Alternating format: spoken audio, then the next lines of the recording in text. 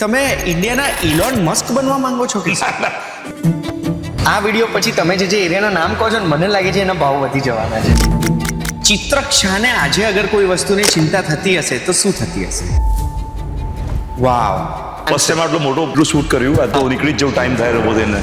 Motivation ક્યાંથી આવે? કેમ નથી કરવી આટલી મહેનત? કેમ 14 કલાક કામ કરું? કેમ રવિવારે બી કંઈક કરું? નહીતર શું કરું?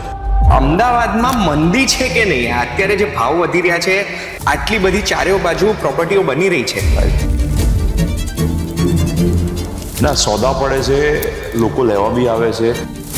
2030માં કોમનવેલ્થ ગેમ્સ આવી રહી છે.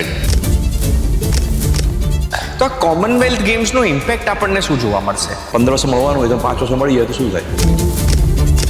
એ થશે, પણ એકવાર ગેમ્સ પતી ગઈ પછી શું? ઓલિમ્પિક્સ જે થયા છે ને એ મોસ્ટલી ગવર્મેન્ટે કર્યા છે. તમારા હિસાબે ઘર ખરીદવું જોઈએ કે ભાડે રહેવું જોઈએ? નહીં તો એવું હતું કે બિલ્ડરો તો બહુ પૈસા કમાય. રેરા પહેલા કે પછી તમારા માટે વધારે મજા ક્યારે? આજે તમે જીવનમાં કંઈક હાસિલ કર્યું છે તો ક્યાંક તો એવું હશે ને કે આમ મજા આવતી હશે કે રોલો પડે.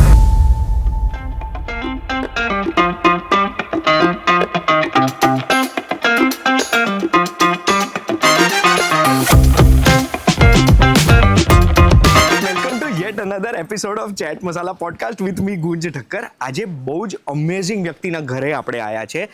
એ વ્યક્તિ અમદાવાદના રિયલ એસ્ટેટની સાથે સંકળાયેલા છે. એટલે જ્યારે આપણે અમદાવાદમાં રિયલ એસ્ટેટની વાત કરીએ ને ત્યારે એમની કંપની શિવાલિક ગ્રુપનું નામ આપણે ના લઈએ, ના વિચારીએ એવું બની જ ના શકે. વ્યક્તિ કોણ છે? તો વ્યક્તિ છે શિવાલિક ગ્રુપના કો ફાઉન્ડર અને એમડી સોશિયલ મીડિયા ઉપર છવાયેલા ચિત્રક શાહજી. હવે એમના ત્યાં આપણે આવ્યા છે ને આજે આપણે વાત કરવાના છે રિયલ એસ્ટેટની.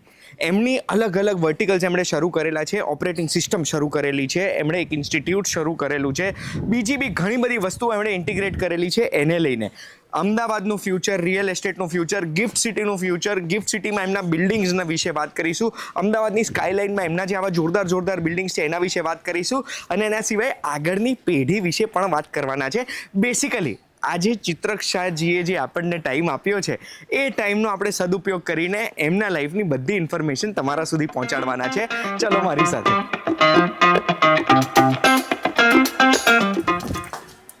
બે દરવાજો ખાસો મોટો નથી તો જો વજનદાર કેટલું હશે એ આપણે જોઈએ, ખબર પડે અંદર. ચિત્રકભાઈ ખુલશે કે નહીં?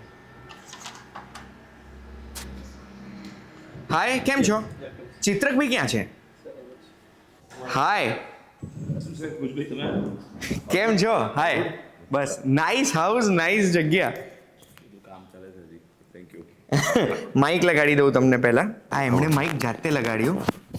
આપણે આટલા શૂટ કર્યા છે, આનાથી આપણને ખબર પડી જાય છે કે સોશિયલ મીડિયા ઉપર એમની જે ગેમ છે એ સ્ટ્રોંગ છે. મારે સૌથી પહેલાં એ જ જાણવું છે કે અમદાવાદમાં મંદી છે કે નહીં? અત્યારે જે ભાવ વધી રહ્યા છે, આટલી બધી ચારેય બાજુ પ્રોપર્ટીઓ બની રહી છે, તો મંદી છે કે ખાલી એની હવા છે મંદીની? ના, સોદા પડે છે, લોકો લેવા બી આવે છે. બહારના લોકો બહુ આવે છે.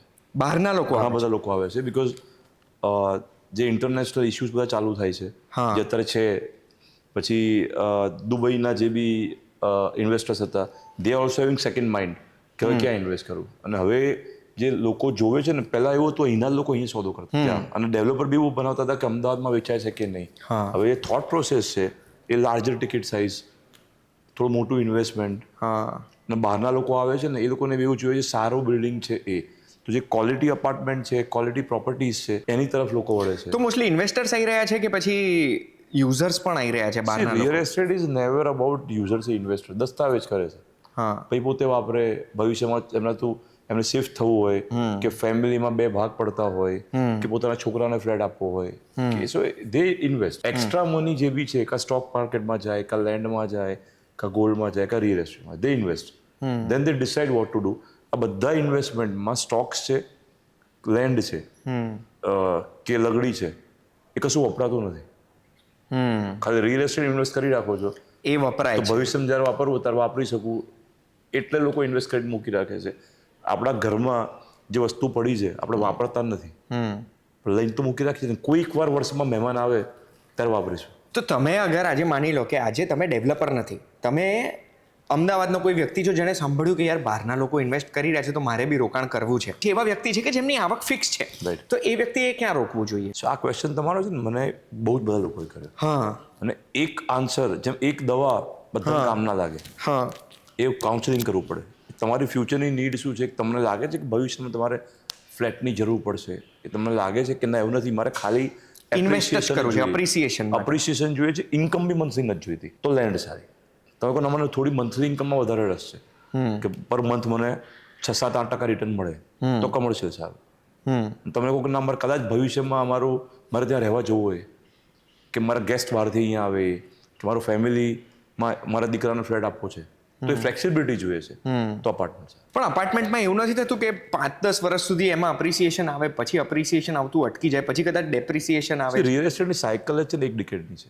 1 ડિકેડ પછી આખો એરિયા ચેન્જ થાય. 10 સિવાય વર્ષ. કે તમારી પાસે મુંબઈ જેવું એરિયા હોય કે જ્યાં આજુબાજુ એરિયા મોટો ના થતો હોય, રીડેવલપમેન્ટ કરવું પડે, એવા બહુ ઓછા સિટી છે.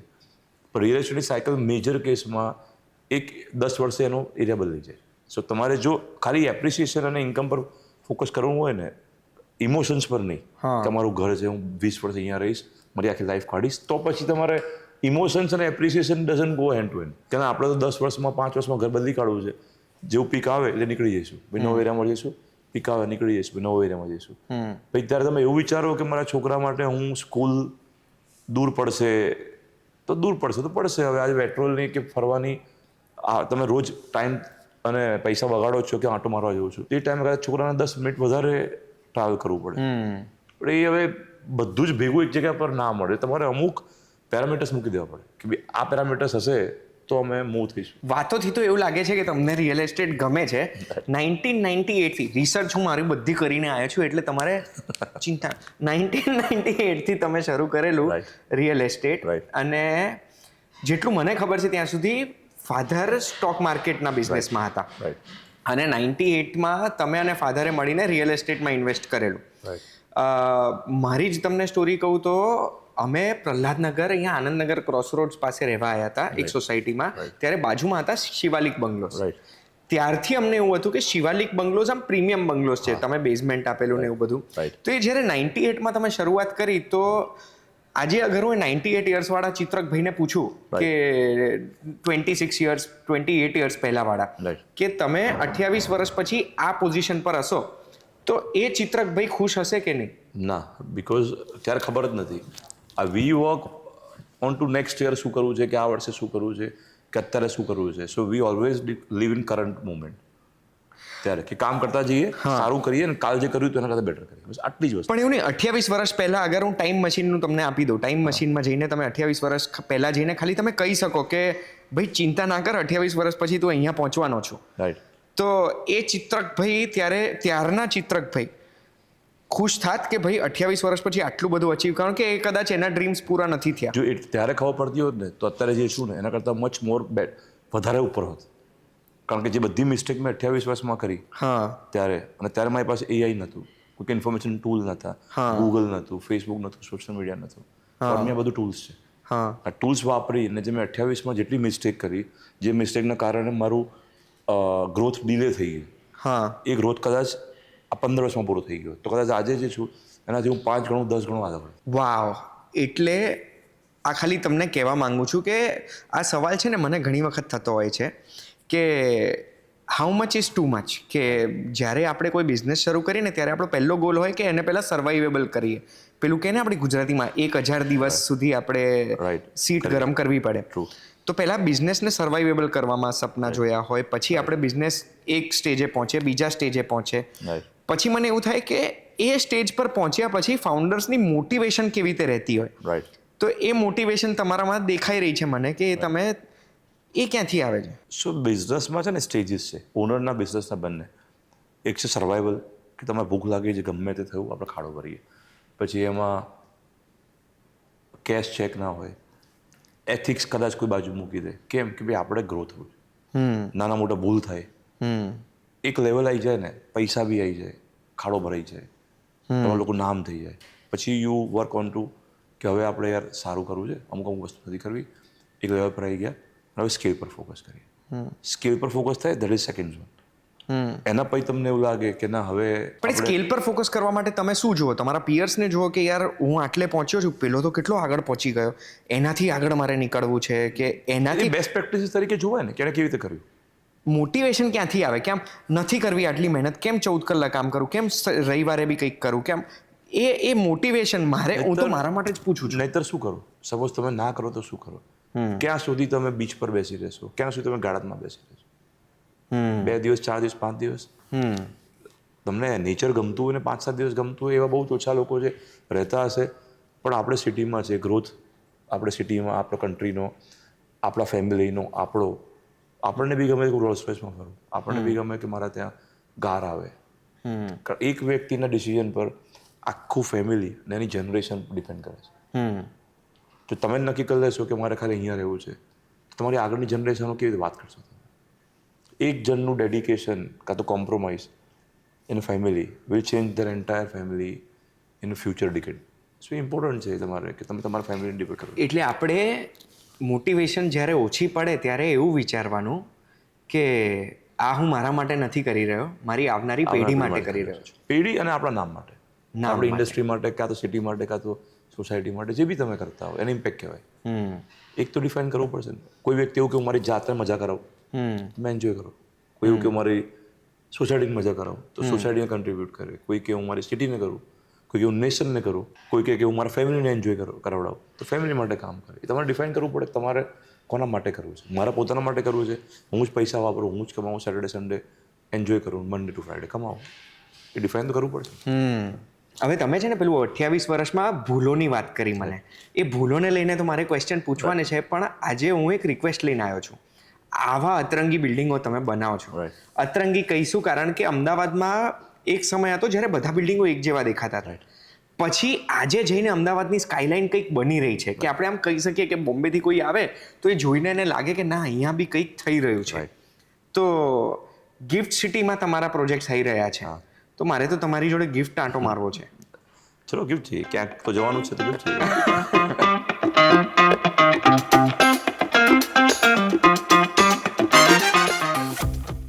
આ ગાડીઓ બધી તમારી છે કે ફેમિલીની બધાની થઈને છે? ફેમિલી અમે કેમ્પસમાં ભેગા રહીએ છીએ, અને ભેગી કાર.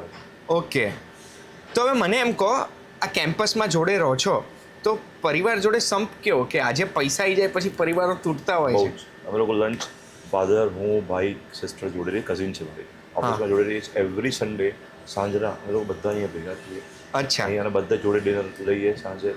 એ અને એક જ કેમ્પસમાં જે રોજ સવારે જીમમાં કોઈક મળે, બહાર મળે. સો ઇટ્સ જ્યારે ડિસ્કનેક્ટ થવો તો પોતાના બંગલામાં આવી જાય. 3 બંગલા છે, એક આઉટહાઉસ છે, એટલે એક્ટિવિટી બધી આઉટહાઉસ, જીમ બહાર જતી રહે, એટલે ઘર નાનું પણ એક્ટિવિટી બધી બહાર, એટલે બહાર એક્ટિવિટી કરતા મળી. એટલે લંચ ડિનરનો જે પ્રોગ્રામ છે એ ફાધરે નક્કી કર્યો છે ને કે બધા જોડે જ જમવાનું છે? હા, બટ પહેલેથી છે. હોલ્ડ એમનો વર્ચસ્વ કોનું ચાલે? એમનો રિસ્પેક્ટ તો વર્ચસ્વ એ ફાધરનું કોઈ દિવસ નેચર વર્ચસ્વ વાળો નથી.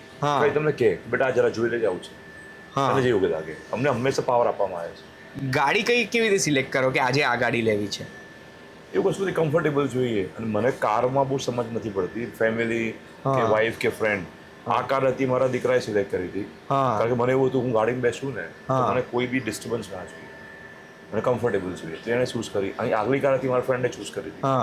એટલે મારા માટે કાર છે, આ બધી વસ્તુ ટૂલ્સ છે કે મને આમ બહુ કારમાં નથી સમજ પડતી, પણ એ લોકો જે નક્કી કરે. બરોબર છે. પછી બીજો એક સવાલ, બેસીએ પહેલા, આ વ્હાઇટ શર્ટ જ કેમ પહેરો છો અને આની પાછળ શું છે રીઝન?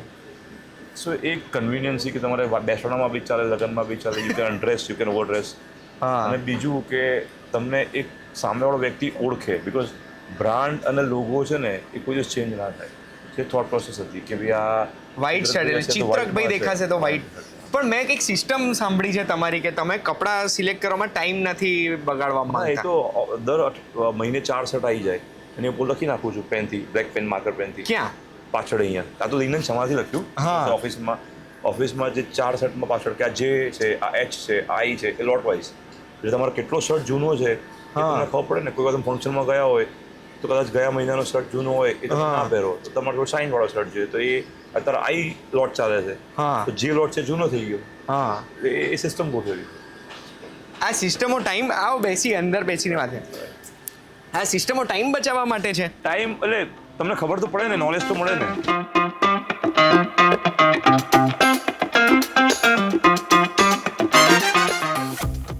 હવે મારે તમારા બિઝનેસ વિશે સમજવું છે કે મને એટલું ખબર પડી છે કે તમે તમારા શિવાલિક ગ્રુપને હવે થોડું કોર્પોરેટ સ્ટ્રક્ચર તરફ લઈ જઈ રહ્યા છો. You are trying to make sure, કારણ કે ઘણી વખત કેવું થાય છે કે બિઝનેસ સ્કેલ કરી લે, ધંધો થઈ જાય, પણ જ્યારે ફાઉન્ડરને આપણે ખસેડી દઈએ ને બિઝનેસમાંથી, તો એ ફાઉન્ડર વગર પછી એ બિઝનેસ કઈ પાંગડો થઈ જાય, હેન્ડીકેપ થઈ જાય. તો એના માટે તમે શું કરી રહ્યા છો? પીપલ અને ગવર્નન્સ વિથ વિઝન. સો પહેલાં ઓનર ડ્રીવન કંપની હતી, હવે ગ્રેજ્યુઅલી અમે એને people driven, HOD driven, CEO driven એ તરફ કરીએ. તો we invest lot on to the people, we train them, we hire them, અને ધીરે ધીરે એમને સોંપતા જઈએ. અને વી જસ્ટ ગીવ વિઝન અને ગવર્નન્સ, આ બંને અમે જોઈએ એટલે હાઉ દે આર વર્કિંગ, કયા ડિરેક્શનમાં ફેંકે નહીં એ સમજ પડે. એટલે ગવર્નન્સમાં તમે કઈ રીતે ધ્યાન રાખો છો કે તમારા વગર બી કંપની આટલી જ સ્પીડથી ગ્રો કરે?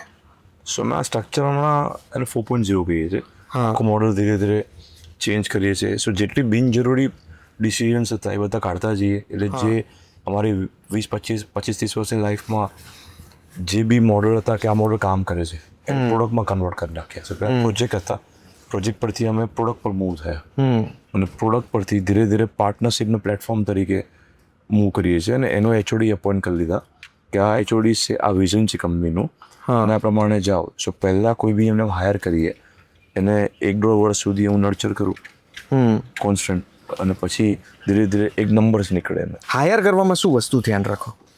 સો એ એની એક્સપર્ટાઇઝ અને એનો એક્સપિરિયન્સ સેમ ડિરેક્શનમાં. નહીંતર જો ડિરેક્શન બદલાઈ જશે ને કોઈ નવો વ્યક્તિ આવે તો એવું ના થાય કે એ તમારાથી શીખે. જ્યારે બિઝનેસ તમે એક્સપાન્ડ કરતા હો ને, તો યુ વોન્ટ બેસ્ટ પીપલ જે ઇન્ડસ્ટ્રીના એક્સપર્ટ્સ હોય. ખાલી તમારે એને રિયલાઇન કરવાનું છે વિથ કંપનીના મેઇન ગોલ સાથે. ખબર કેવી રીતે પડે કે આ માણસ શીખીને જતો નહીં રહે ને?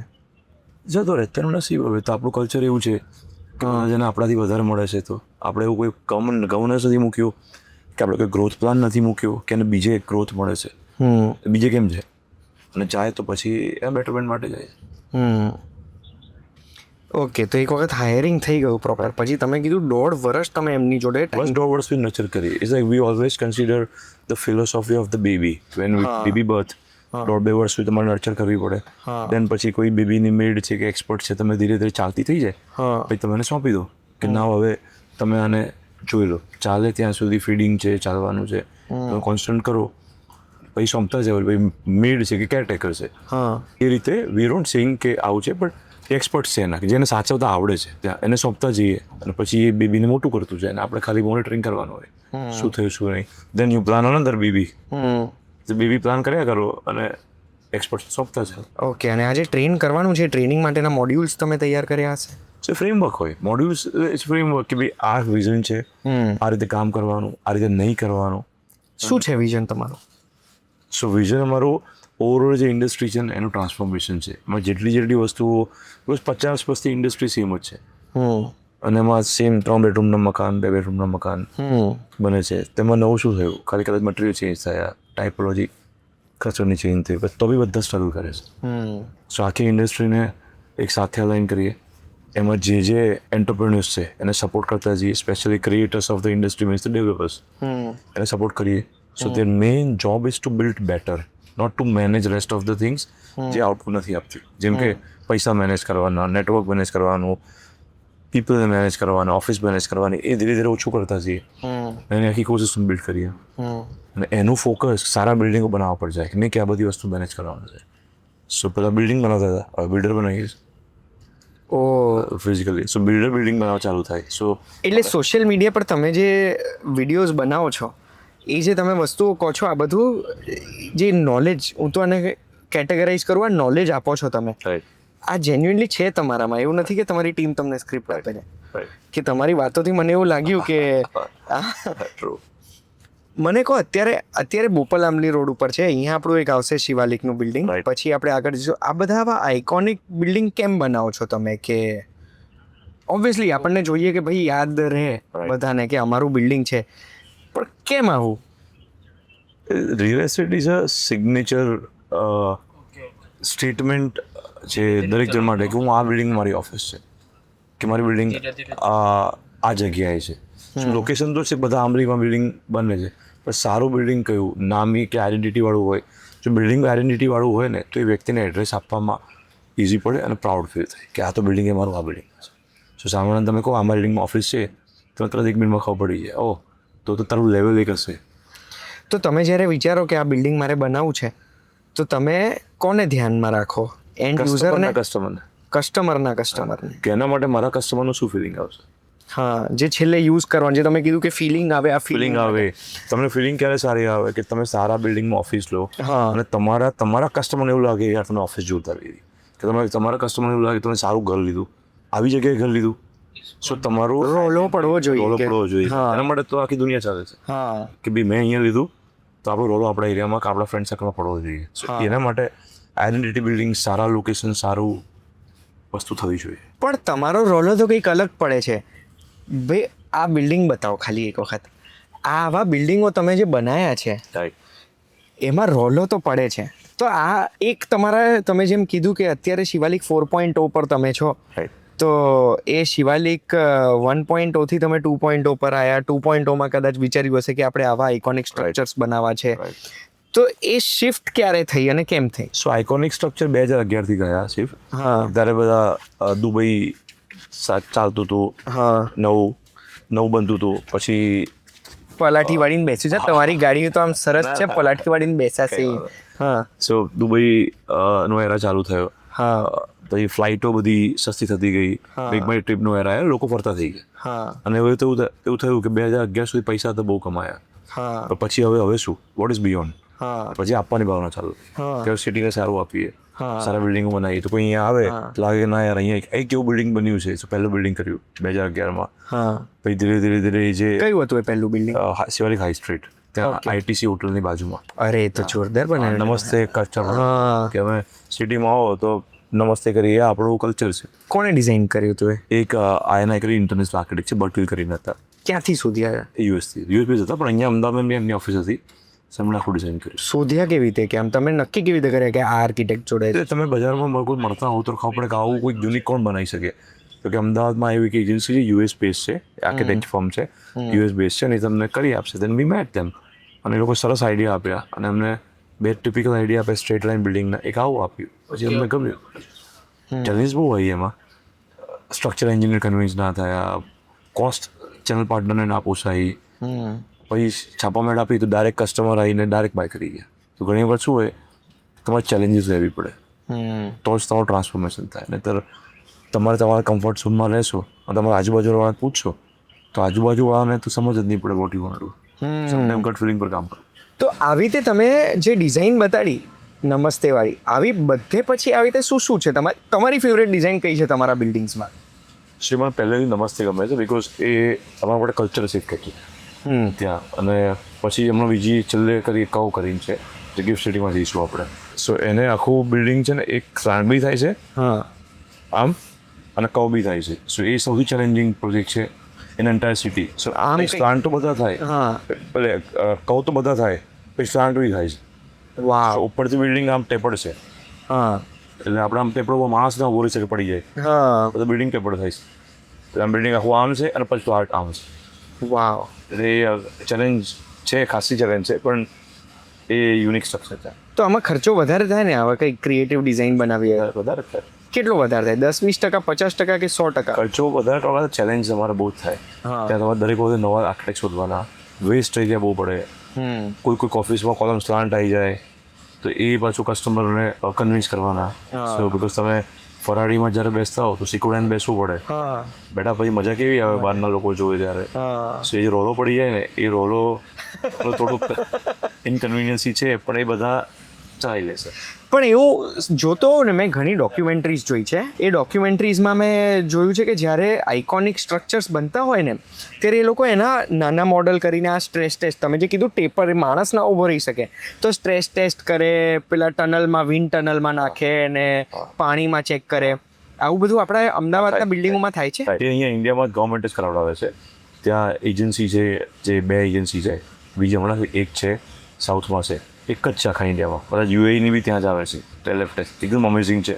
ત્યારે બધા ટેસ્ટ કરે છે, અને ટેસ્ટ ઓકે થાય પછી જ તમને અહીં આપતું હોય. તો એ ટેસ્ટના મારે વિડીયોઝ જોવા હોય, મારે એના આંકડા જોવા હોય તો મને કેવી રીતે મળે? એ તમને સર્ટિફિકેટ આપે, બિકોઝ એ તો બધું ત્યાં થાય છે. હા, તો તમે આવા કંઈક બિલ્ડિંગ બનાવો છો તો એની ડોક્યુમેન્ટરી કેમ નથી બનાવડે? એટલે હમણાં એક ટ્રોફીની ડોક્યુમેન્ટરી કરી, હા. ફર્સ્ટ વર્ઝન 1 હતું, ત્રીજો પ્રોજેક્ટ છે ગિફ્ટ સિટીનો. એ ધીરે ધીરે અમે 8 માસ્ટરપીસની ડોક્યુમેન્ટરી રિસર્ચ રિપોર્ટ કરવાનું ચાલુ કર્યું. હા, જેમાં ટેસ્ટ બી આવે કે અમે શું, બધું જ આવે. કારણ કે મને એવું લાગી રહ્યું છે કે અમદાવાદની સ્કાયલાઇન બદલાઈ રહી છે. રાઈટ. કે જેટલું આપણે ઇન્ફ્રા ડેવલપમેન્ટ જોઈ રહ્યા છે, રોડ રસ્તા મોટા થઈ રહ્યા છે, મેટ્રો, BRTS, આ બધું જે થયું એની સાથે સાથે સ્કાયલાઇન વધી રહી છે, FSI વધી રહી છે તમને એનાથી, રાઈટ. અને સુંદર સુંદર બિલ્ડિંગ્સ આવી રહ્યા છે. હા.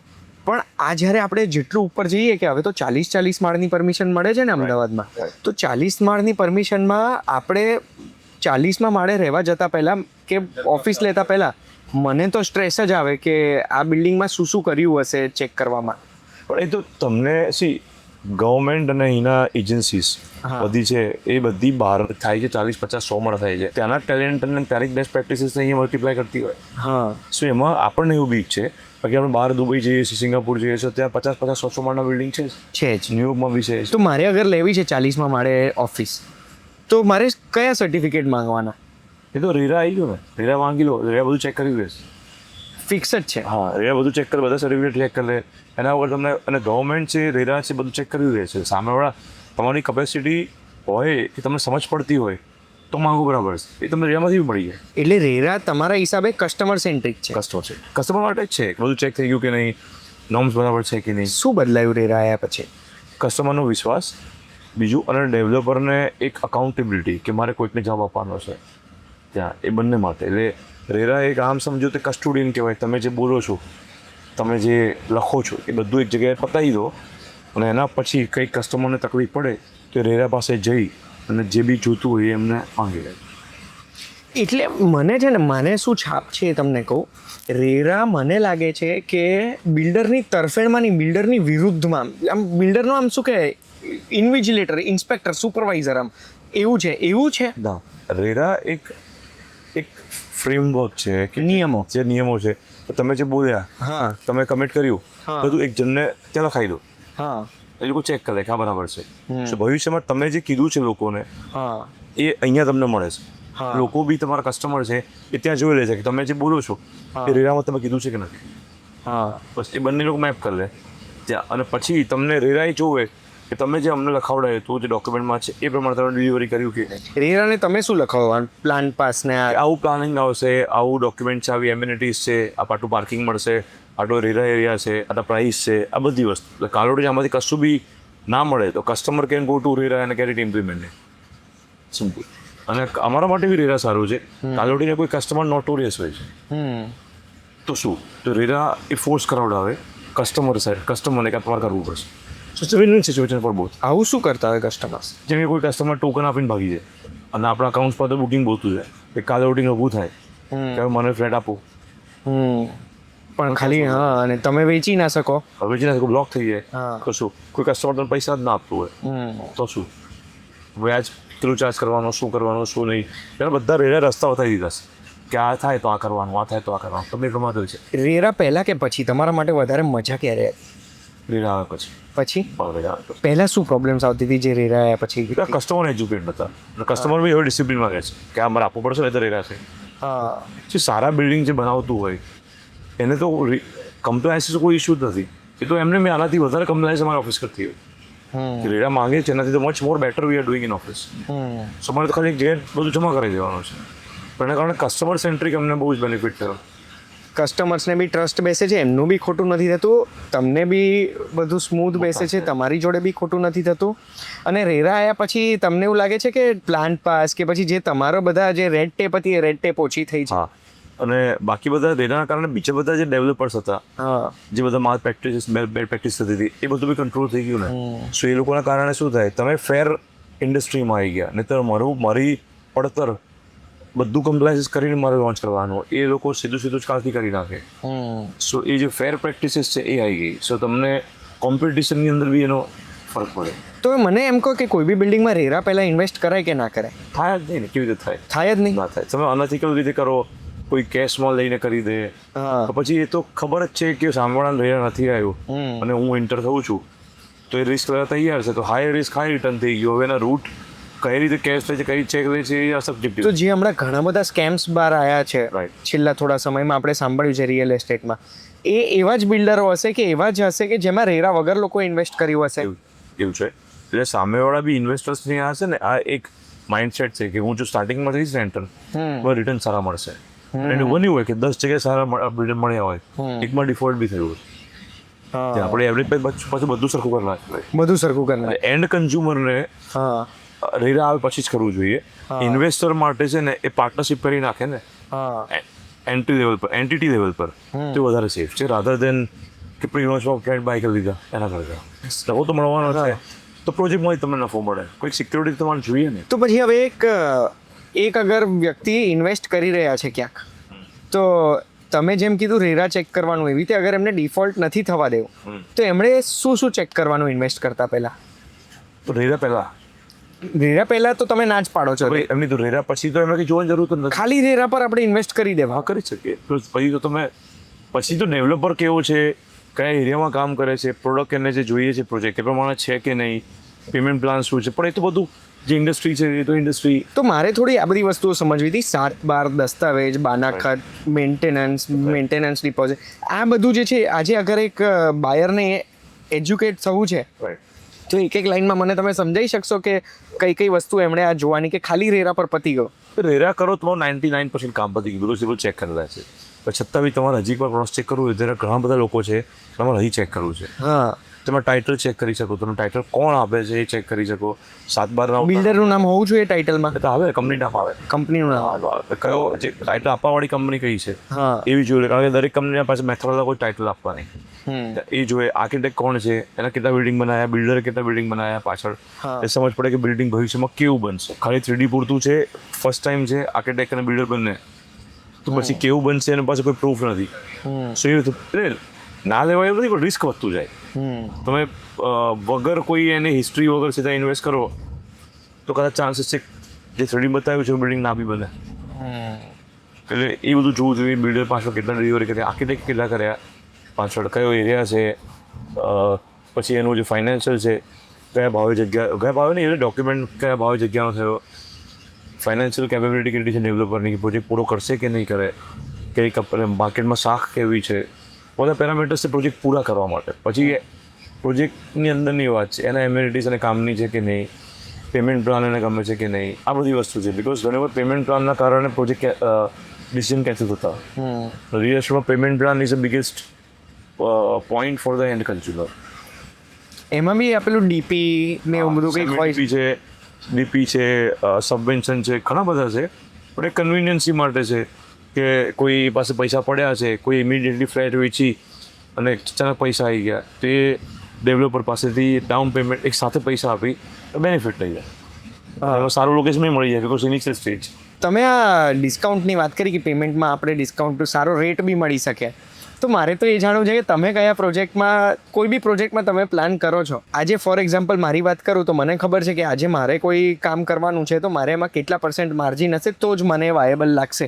તો એવું તમે કેટલા % માર્જિન રાખતા હોય? અમારે કોઈ સમજીએ હવે નહીં, બીટા કહેવાય. અર્નિંગ જે છે ને એ ટેક્સ, ઓવરહેડ્સ, ફાઇનાન્સ, એના સિવાયની જે કોસ્ટ છે ને એ બીટા કહેવાય. એમાં 25 થી 30% પર હોય એવું એક્સપેક્ટ કરીને પ્રોજેક્ટ પ્લાન કરતા હોઈએ.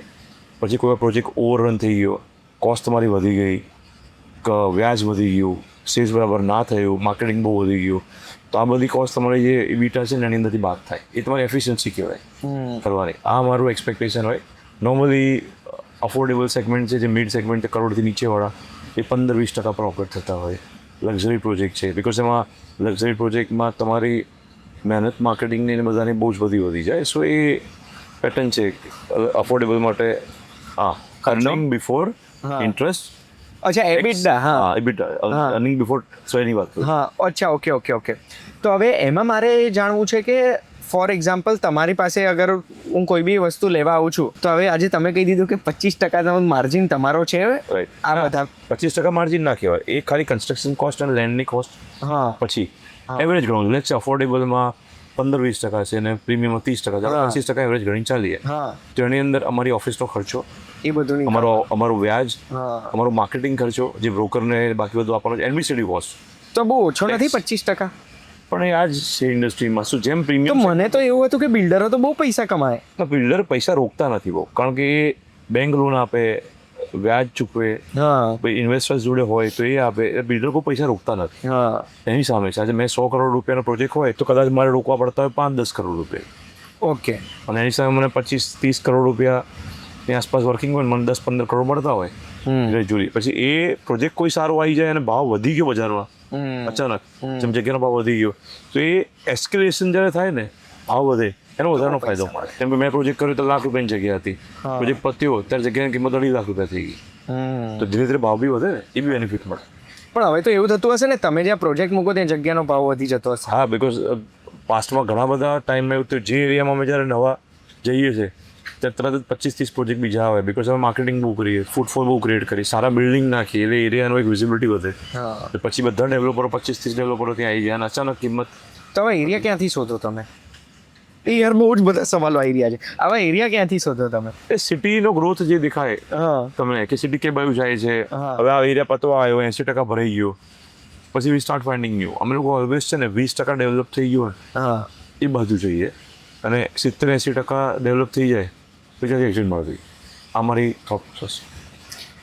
તો આમાં મને એમ કહો, હવે હજુ મારે ફરી સવાલ તમને આ પૂછવો છે કે મારે અગર તમે કીધું હતું લેન્ડમાં ઇન્વેસ્ટ કરો તો તમારે ઇન્કમ નથી જોઈતી, તો લેન્ડમાં ઇન્વેસ્ટ કરવાનું, ઇન્કમ જોઈએ છે તો કમર્શિયલમાં કરવાનું, અને Right. વાપરવાની ગણતરી છે તો રેસિડેન્શિયલમાં કરવા. અત્યારે અમદાવાદમાં ઇન્વેસ્ટ કરવું છે તો ક્યાં કરાય? એરિયાના નામ અગર હું તમને પૂછું તો જગ્યામાં લેન્ડથી ચાલુ કરીએ. અત્યારે અગર અમદાવાદમાં લેન્ડમાં ઇન્વેસ્ટ કરવું છે તો ક્યાં કરાય? સો બજેટ નાનું હોય, જેમ કે 1-2 કરોડ રૂપિયા છે, પ્લોટિંગ લઈ શકો, એના સિવાય બીજું કંઈ આવે નહીં હા નોર્મલી. હા થોડું મોટું બજેટ થાય તો 68 ગામની બહાર, બિકોઝ ત્યાં તમે કંઈ બાંધી શકો. 68 ગામની બહાર એટલે કે ત્યાં કપાત નથી, 68 ગામની બહાર એટલે એટલે ગવર્મેન્ટે 68 ગામમાં બેન કરેલા છે કે તમે બાંધકામ ના કરી શકો જ્યાં ટીપી ના હોય ત્યાં. હા ત્યાં એની બહાર જવું પડે. જેમ કે આ બાજુ પીપલ કહેવાય, ત્યાં સચાણા કહેવાય, વિરમગામ કહેવાય, એ બધી બાજુ એરિયા. પછી ગાંધીનગર બાજુ ત્યાં ઓડ છે, એ બધી બાજુ જગ્યા એરિયા, ત્યાં ભવિષ્યમાં ભાવ વધે. કારણ સિટીમાં તમને લાગે કે તમે 10 વર્ષ મૂકી રાખવું છે, બીજો કોઈ મુદ્દો નથી, 300 ગામની અંદર લો, પણ તમને એ 2-5 કરોડમાં કદાચ કોઈ જગ્યા ના મળે, કારણ કે મોંઘી જગ્યાઓ છે એ હોપ સાથે. અને બીજું ટીપીવાળી જગ્યા, ત્યાં પછી 20-25 કરોડ રૂપિયા જોઈએ ત્યાં. એટલે તમારે જગ્યામાં ઇન્વેસ્ટ કરવું છે તો એ પ્રમાણે તમારે લોકેશન ચૂઝ કરવા પડે.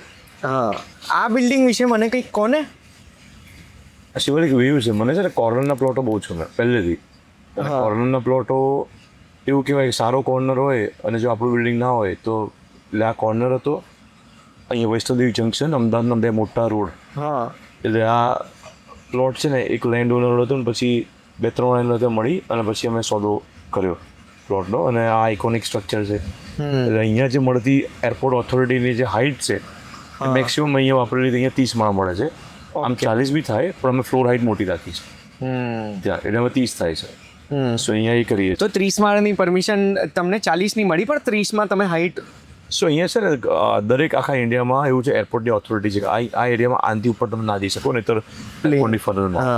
એટલે અહીંયા જે મેક્સિમમ હતું એમાં અમે 40 બી કરી શકીએ. અહીંયા અમને 130 મીટરની આસપાસ પરમિશન મળી, અને એની અંદર તમે જો 3-3 મીટરના મકાન કરો ત્યાં અપાર્ટ તો વધારે થાય.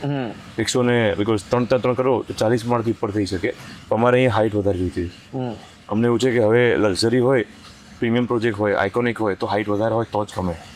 સો અહીંયા અમે 20 ફૂટની મિનિમમ વિડ્થ એક ઓફિસની, એટલે અંદર 8 ફૂટની 3 કેબિન, કાં તો 10 ફૂટની 2 કેબિન, અને ડેપ્થમાં 8-8 ફૂટ કરીને વધારે કરવી હોય ત્યાં અંદર, તો એ રીતે આખું કોઈ એક નાનો કોર્પોરેટ ઓફિસ કોઈને કરવી હોય તો 3-4 કેબિન, એમાંથી 2 મેઇન રોડ પર આવે. 20 ફૂટનું વિડ્થ અને 12 ફૂટની હાઇટ, એ રીતે આખી પ્લાન કરી છે. એટલે આ પ્રીમિયમ છે.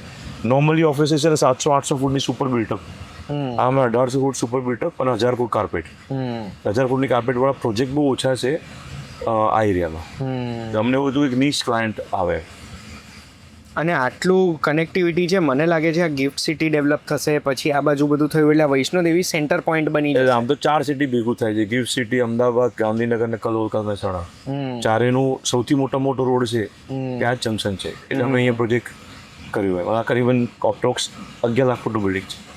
11 લાખ ફૂટ સેલેબલ, 13 લાખ ફૂટ બિલ્ટઅપ ઓહો, યુઝ. વાવ. હવે પાછું આવીએ લેન્ડની, તમે મને વાત કરી 68 ગામની ને. હવે મારે અગર આજે રેસિડેન્શિયલમાં ઇન્વેસ્ટ કરવું હોય તો ક્યાં કરે? અપકમિંગ એરિયામાં, જેમ કે વાપા નવો અપકમિંગ એરિયા છે, સિરજ, સેલા અને આ બધા મેચ્યોર થઈ ગયા. હવે હું એમ કહું છું 70% ભરાઈ ગયા, 60% ભરાઈ ગયા. જગ્યા છે હજી, પણ ધીરે ધીરે ધીરે જેમ એરિયા મેચ્યોર થાય ને ભરાતું જાય ને એમ ભાવ વધવાના ચાન્સીસ ઘટે, બિકોઝ ભરાઈ જાય, એક પીક આવી જાય ત્યાં. એટલે જે નવો અપકમિંગ એરિયા છે અહીંયા, પછી પેલી બાજુ આઈ થિંક મહેમદાબાદ છે, નિકોલથી હજી આગળ તમે જાઓ, જે એરિયા તમે ઉપરથી જુઓ અને ત્યાં તમને લાગે 20-30% જેવો એરિયા ભરાઈ ગયો છે, એ એરિયામાં તમે જ્યારે ઇન્વેસ્ટ કરો. આ ફ્રેમવર્ક છે, I always work on framework. એટલે આપણે કોઈને ફ્રેમવર્ક શીખવાડી દઈએ ને એટલે મારે ફારી કરી સ્કેન ડિસિઝન નાખવા પડે. કે તમે શીખવાડી દીધું કે આવો ઉપરથી ગૂગલ અર્થમાં જોવાનું 20-30% ભરાયેલો હોય એરિયા, ત્યાં ઇન્વેસ્ટ કરવાનું, ત્યાં જવાનું, એટલે તમારે મહેનત ના કરવી પડે. આ વિડીયો પછી તમે જે એરિયાનું નામ કહો છો ને, મને લાગે છે એના ભાવ વધી જવાના છે. અરે મને ખબર નથી, મેં તો પણ હું તો ઓળખું છું જે મારા નોલેજમાં છે. એ વાપા છે હજી ખાલી છે, કદાચ ગોધાવી છે, મણિપુર જેટલા ટીપી પડે છે ત્યાં કદાચ વધશે, કારણ કે ઓલિમ્પિક્સ એ બાજુ આવે છે બધું ત્યાં.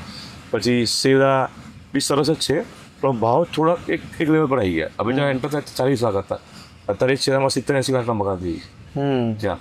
એટલે વૈષ્ણવદેવી હતું જ્યારે અહીંયા, અત્યારે જગ્યાની કિંમત 1.25 લાખ 1.5 લાખ હતી. આજે એક જગ્યા અહીંયા લોકો 2.5-3 લાખ બી બોલે છે ત્યાં તો એકચ્યુઅલી. એટલે એ હવે આ એરિયા બી સરસ છે, પણ ગોતા એક ટાઈપ પર નવું હતું, અત્યારે ગોતાનો ભાવ બી સરસ થઈ ગયો. હવે ટોપ આવી ગયું એવું. હા, આઈ થિંક ચુંડાલ ચાલે છે આ બાજુ, કદાચ ખોરજ છે, આ બધી એરિયા વધતા જાય છે. જેમ તમે કીધું એમ 10 વર્ષ એક ડેકેડનું હોય કે એ 10 વર્ષમાં આપણે થઈ જાય. તમે સિંધુબોન જોતા હતા, હા, સિંધુબોન ભરાવા આવ્યું, સિંધુબોન જગ્યા ઓછી છે, ભીડ થવા માંડી, એટલે પીપલ હવે શું થાય કે હવે ભરાઈ ગયું, લાઈવ થઈ ગયું. એની પહેલાં પ્રહલાદનગર હતું ગ્રેજ્યુઅલી. સો એ પેટર્ન જ છે આખી. બોડકદેવ, પ્રહલાદનગર, પહેલાં સીજી રોડ હતું, એટલે આસામ રોડ હતું, તો બદલાય છે. કમર્શિયલ માટે અત્યારે બેસ્ટ એરિયા કયો ઇન્વેસ્ટ કરવા માટે? મને એવું લાગે છે કાં તો ગિફ્ટ સિટી કાં તો વૈષ્ણવદેવી. વૈષ્ણવદેવી જંકશનથી 4 સિટીની વચ્ચે આવે છે ત્યાં. એ અપકમિંગ એરિયા છે. અને જો તમારે એકચ્યુઅલી યુઝ કરવું હોય, હજી આ બધું બને છે, યુઝ કરવું હોય ને તમને લાગે કે અમારે ભરેલું જોઈએ છે, તો પછી આંબલી, સિંધુ ભવન, રાજપતિ બધા સારી છે. ગિફ્ટ સિટી તમે કીધું, ગિફ્ટ સિટીમાં મેં સાંભળ્યું છે કે 99 વર્ષની લીઝ પર મળે છે, આપણને માલિકી નથી મળતી. આ વાત સાચી છે? શું ફરક પડે છે? તમે 99 વર્ષ પછી કોણ વિચારે છે? અત્યારે તમારે જે એપ્રિસિએશન થાય એટલું બધું થઈ જાય સપોઝ, તો એ એનાથી વધારે શું જોઈએ? આમ 99 વર્ષ પછી વિચારીને શું કરશે? અને 99 વર્ષ પછી બી સરકારની જે લીઝ છે હા, એ તમને રિન્યૂ કરી જ આપે છે. ઓકે. આજે હમણાં જ 2013માં ઘણા બધા લીઝ સરકારે રિન્યૂ કર્યા ટોકન ભરીને, થઈ જ શકે. ત્યાંની સરકાર બી બદલાઈ ગઈ હોય, અને એક જગ્યાએ 100 વર્ષ સુધી એકને એક ટેનન્ટ રહેતો હોય, આમ તો તમે સ્ટેમ્પ ડ્યુટી સરકાર 6% પૂરી ભરાવડાવે છે, એ તો લીઝ ડીડ ના કરે. 6% પૂરી ભરાવડાવે, દેટ મીન્સ ઓનરશિપ જ થઈ જાય. હા, એટલે કે બહુ સ્ટ્રેસ લેવાની જરૂર નથી આ 99 વર્ષ. કોઈ ગિફ્ટ સિટીમાં તમે ઇન્વેસ્ટ કરે તો શું રિટર્ન એક્સપેક્ટ કરી શકે? અમે જ્યારે સ્ટાર્ટિંગમાં ચાલુ કર્યું ને ત્યારે એના પછી તો લોકોએ 25%, 28% રિટર્ન પર બધા મળતા હશે. હવે એક લેવલ પર મેચ્યોરિટી આવે, કારણ કે સ્ટાર્ટિંગ હતું. અમને એવું લાગે છે ગિફ્ટ સિટી એવરેજ 20%, 15%, 20%ની આસપાસ રિટર્ન પર વધશે. વર્ષે? હા, વર્ષે. એક લેવલ પર ઊભું રહી જાય, પછી જ્યારે બધું પાછું ભરાવાનું ચાલુ થશે બધું, કારણ કે બિલ્ડિંગ બને છે, પછી પાછું જમ્પ વાગશે, પછી પાછું નવા બિલ્ડિંગ બનશે એટલે સ્ટ્રેટ થાય, એ ફરી જમ્પ વાગશે. એટલે હજુ ગ્રોથ ટ્રેજેક્ટરી પર છે ગિફ્ટ સિટી. કારણ કે ગિફ્ટ સિટી આપણે રિયલ એસ્ટેટ જોઈએ છે. ગિફ્ટ સિટી બન્યું છે રિયલ એસ્ટેટ માટે નહીં, ગિફ્ટ સિટી બન્યું છે ટેક્સના કમ્પ્લાયન્સીસ માટે. અને જે બધી મોટી કંપનીઝ આવશે ત્યારે તમે કલ્ચરલ શિફ્ટ જોશો. કલ્ચરલ શિફ્ટ જોશો, એક જ એરિયામાં તમને આટલી બધી સ્કાયલાઇન ક્યાં જોવા મળે? આ બહારથી લોકો જે આવશે તો એ શું તમને લાગે છે કે ગિફ્ટ સિટી નવું સિલિકોન વેલી બનશે? બેંગ્લોર પછી ઇન્ડિયાનું? આપણે સિલિકોન વેલી બનતા કેટલો ટાઈમ લાગે? હા, આજે ગિફ્ટ સિટી બને છે, લોકો આવશે, ત્યાં ધીરે ધીરે કરીને બીજા વધારે સારા બિલ્ડિંગો આવશે. સો એ તરફ જઈ રહ્યું છે. જો તમે ભવિષ્ય બોલતા હો તો 100% બનશે. કારણ બેંગ્લોર એક સિટી હતું જે બનેલું હતું ને એમાં અમુક બિલ્ડિંગો ફિટ થાય. આખું સિટી સ્ક્રેચથી બનેલું છે. ઇમેજિન કરો ટનલ નીચે હોય, જેમાં ઇલેક્ટ્રિક, પાણીનું કનેક્શન બધું તમને એક જ જગ્યાએ મળી જાય. કોઈ જગ્યાએ તમને એસીના ડબ્બા જોવા ના મળે, કોઈ જગ્યાએ તમને સબસ્ટેશન જોવા ના મળે. બધું ઇન્ફ્રાસ્ટ્રક્ચર તમને વોકેબલ ઇન્ફ્રાસ્ટ્રક્ચર પર હોય, બધા જ બિલ્ડિંગો તમને આમ સારા દેખાતા હોય, બધા આઇકોનિક સ્ટ્રક્ચર હોય, તો એ કેમ ના બને? આવું કોઈ જગ્યાએ ઇન્ડિયામાં નથી. પણ આ સેન્ટ્રલ એસી વાળી તમે જે વાત કરી ને એ તો મને તો બહુ જ ક્રેઝી લાગે છે કે આખા સિટીનું એસી યુનિટ જ એક જ જગ્યાએ. એ નીચે એક ટનલ છે જેમાંથી એસી ઇલેક્ટ્રિક પાઇપ પાણી આવે છે, પાણી જાય છે, બધું એક જ જગ્યાએથી જાય છે. નીચે ટનલ છે, ટનલમાં આખી ગાડી જતી રહે એટલી મોટી ટનલ છે ગિફ્ટ સિટીમાં. ત્યાંથી તમારું આખું બિલ્ડિંગનું મિકેનિઝમ, માસ્ટર કંટ્રોલ બધું ત્યાંથી જાય છે અને એમનું કંટ્રોલ સેન્ટર છે ત્યાંથી એ લોકો જોવે છે. ફાયર બી ત્યાંથી જાય છે. એટલે આપણે ડેવલપરે બિલ્ડિંગ ઊભું કર્યા સિવાય કોઈ સર્વિસીસ બીજી અંદર અપ્લાય કરવાની જરૂર, એક જ જગ્યાએથી બધું જ તમને મળી જાય. જે નોર્મલ કેસીસમાં તમારે ફાયરની, એરપોર્ટની બધી જ એનઓસી, કોર્પોરેશનની, પાણીની બધી એનઓસી લેવા જવા જોઈએ તો બધું એક જ જગ્યાએ. વાહ. હવે ગિફ્ટની નજીક આપણે આવ્યા છે. ગિફ્ટમાં કોઈને અગર ઇન્વેસ્ટ કરવું હોય તો શું ધ્યાન રાખવાનું, કેવી જગ્યા લેવાની? ગિફ્ટ તો આખી નવી જ સિટી છે તો ખબર કેવી રીતે પડે ગિફ્ટમાં ઇન્વેસ્ટ કેવી રીતે કરવાનું? ગિફ્ટ બી છે ને એક સિટી છે આનું, એટલે એને બે ભાગ છે. એક છે એસઈઝેડ અને એક છે નોન એસઈઝેડ, એટલે ડીડીટીએ કહેવાય. શું કહેવાય? એને ડોમેસ્ટિક એરિયા જે નોર્મલ જે અમદાવાદ બાય કરો ને એવું થયું. 850 એકરની જગ્યા આમાં અડધું ઓલમોસ્ટ એસઈઝેડ છે, જેની અંદર ટેક્સનો જે બેનિફિટ મળે. ગિફ્ટ જે મેઇન જે છે ને એ ટેક્સના બેનિફિટ મળવું છે. જે ઇન્ટરનેશનલ કંપનીઓ આવી ત્યાં કામ કરે, કાં તો ઇન્ડિયન કંપની જે એમએનસી હોય ત્યાં કામ કરે, જેમાં ડોલરની ઇન્કમ થતી હોય એને એસઈઝેડ કહેવાય. ડોલર એટલે ફોરેન કરન્સીમાં એને એસઈઝેડ કહેવાય. બીજું લોકલ છે જે ડીટીએ કહેવાય, ડોમેસ્ટિક છે એરિયા છે ત્યાં, એની અંદર આ લોકોને સપોર્ટ કરવા માટેની સર્વિસીસ હોય. બીજો અડધો એરિયા છે. સો આપણે અત્યારે જે જઈએ છીએ આ ડોમેસ્ટિક એરિયા છે અને બીજી એને બોર્ડર કહેવાય. એટલે તમે બહારની બોર્ડર જે છે એમાં જીએસટી ના લાગે, એની અંદર ઇન્કમ ટેક્સ અહીંયા ના લાગે, પણ એ ઇન્ડિયન કંપનીને નહીં, જે ફોરેન કંપનીમાં કરન્સી કરતી હોય, કરન્સીમાં કમાતી હોય એના માટે છે.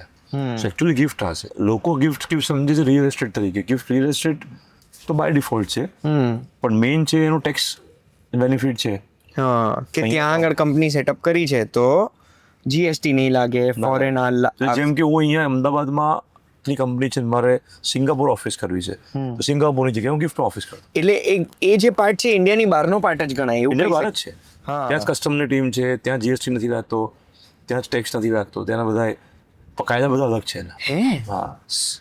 બીજું કંઈ કોને ગિફ્ટ વિશે જાણવા લાયક કે મારે અગર આજે ગિફ્ટને હજુ સમજવું છે તો?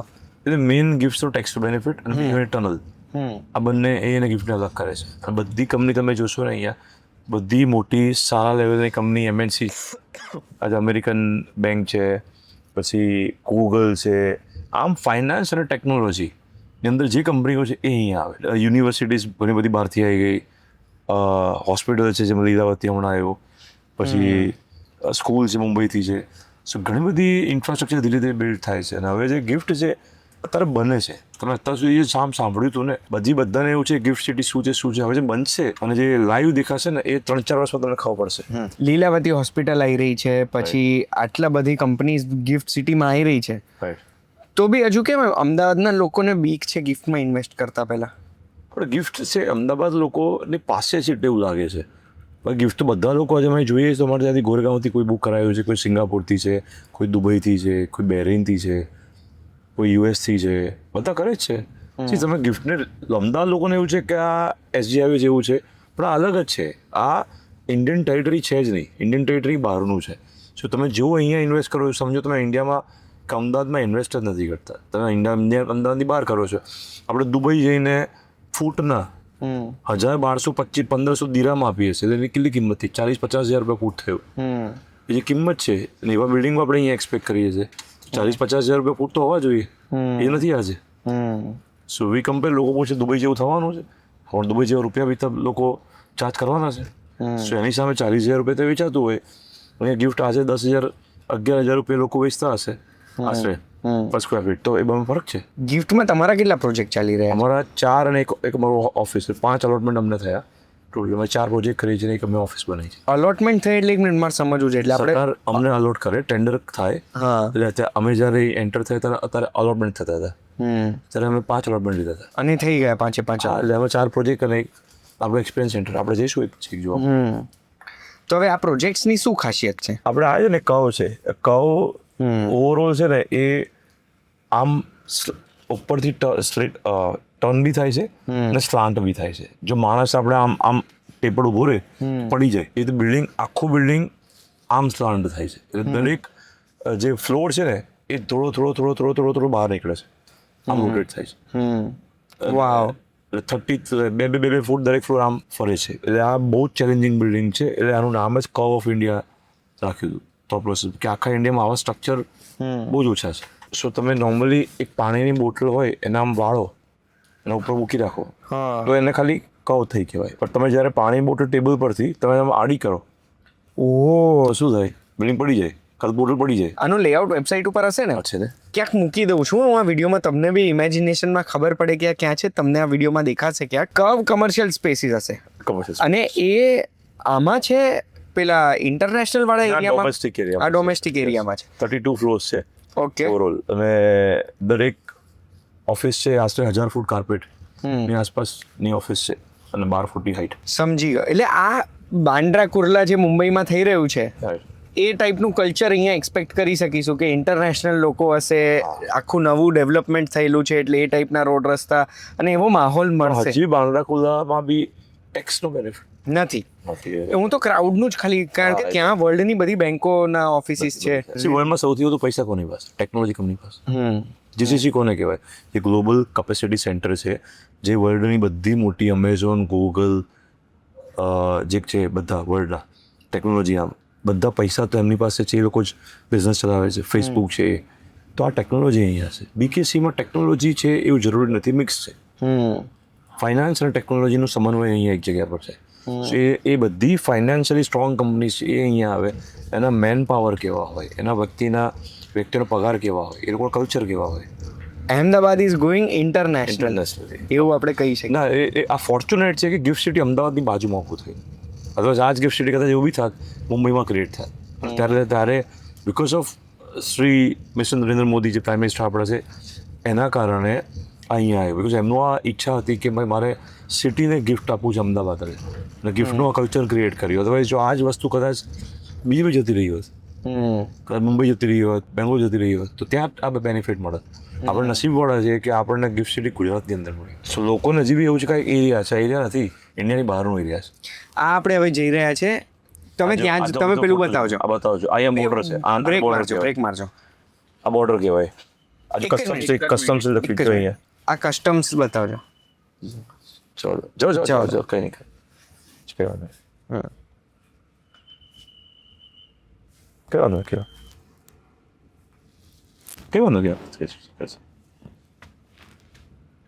હવે આપણે કસ્ટમ્સ ક્રોસ કરીને આવી ગયા છે ઇન્ટરનેશનલ એરિયામાં.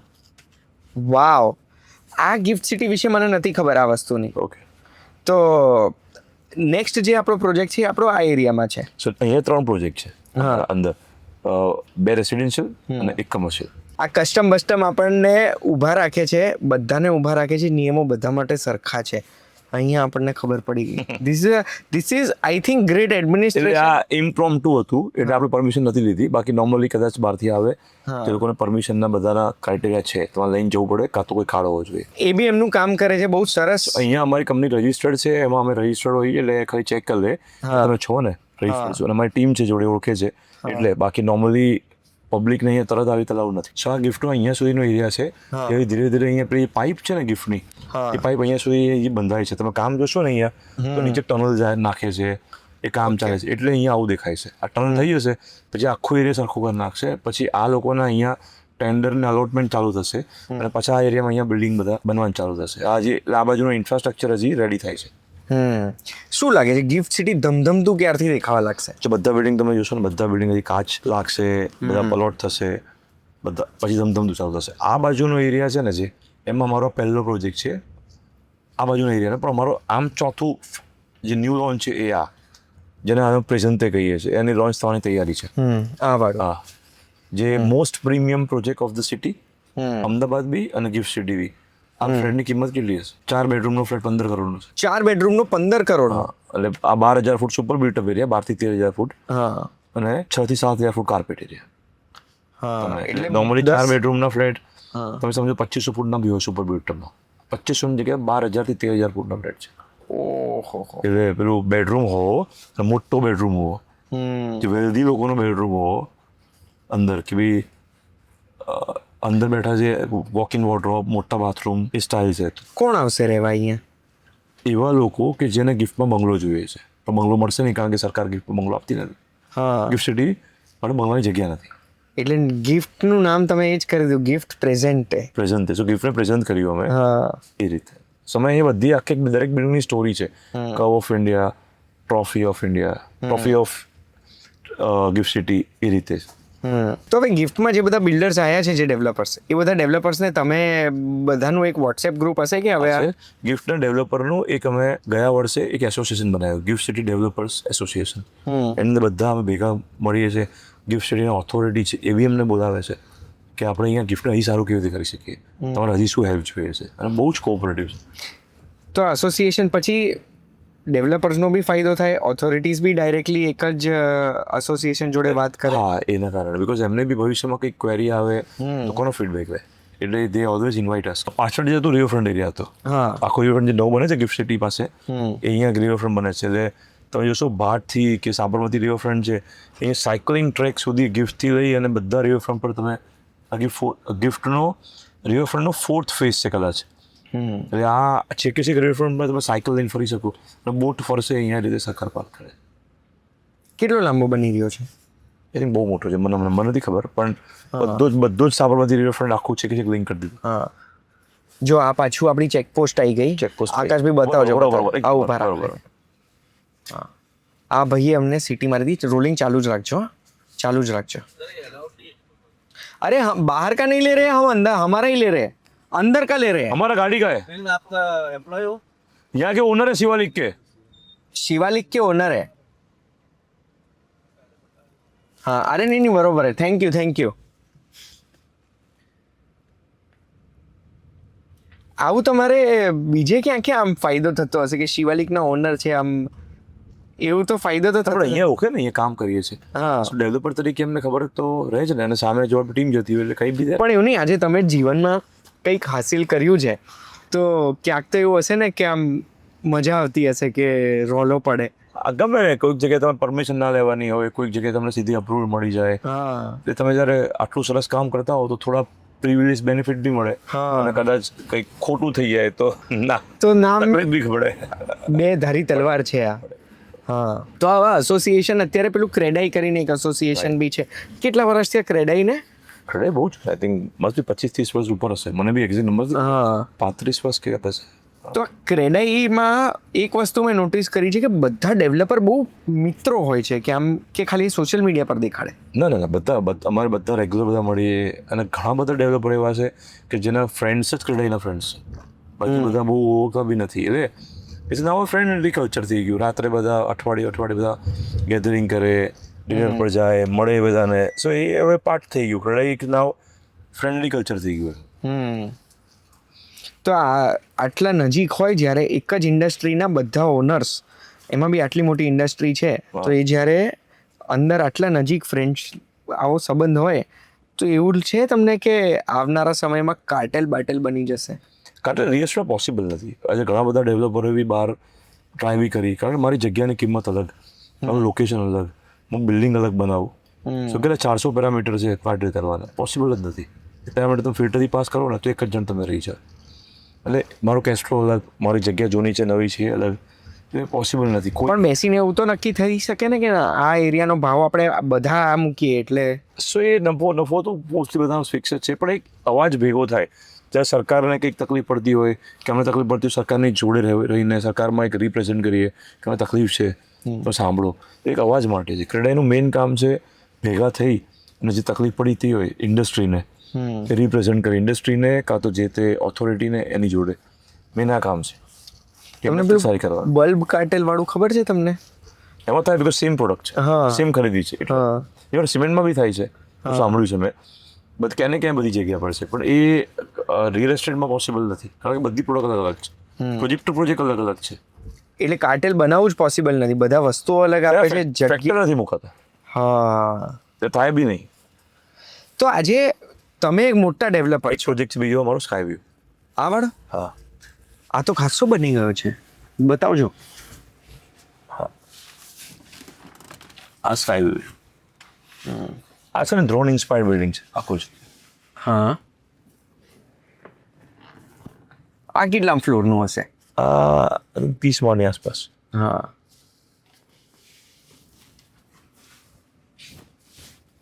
સ્કાયવ્યુ એટલે ઉપર ડ્રોન ઇન્સ્પાયર્ડ છે. એની બધી વિંગ છે ઉપરથી 4 લાખ નીકળે છે. ઓકે. નોર્મલી ફ્લેટના પ્રોસેસ ફ્લેટોમાં કેવું હોય કે એક જ ફ્લોર પર આમને સામને ફ્લેટ હોય. હા. આમાં તમને બધું એક જ બાજુ છે. એટલે તમને જેવું તમે ફ્લેટથી બહાર નીકળો તરત તમને સામે સ્કાય મળે. એટલે તમને આમ હવા ઉજાસ ગમે. પેલું રિસોર્ટમાં કેવા પેસેજ હોય બહાર અને હોટલમાં કેવા હોય. હોટલમાં બંધ હોય. રિસોર્ટમાં તમને એક સાઈડ ખુલ્લું મળે. આમાં બધા એવા છે. સો આ બધું બનાવવામાં વેસ્ટ બહુ જાય.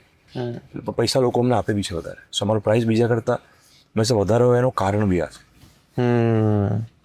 વેસ્ટ પડે, કોસ્ટ વધે.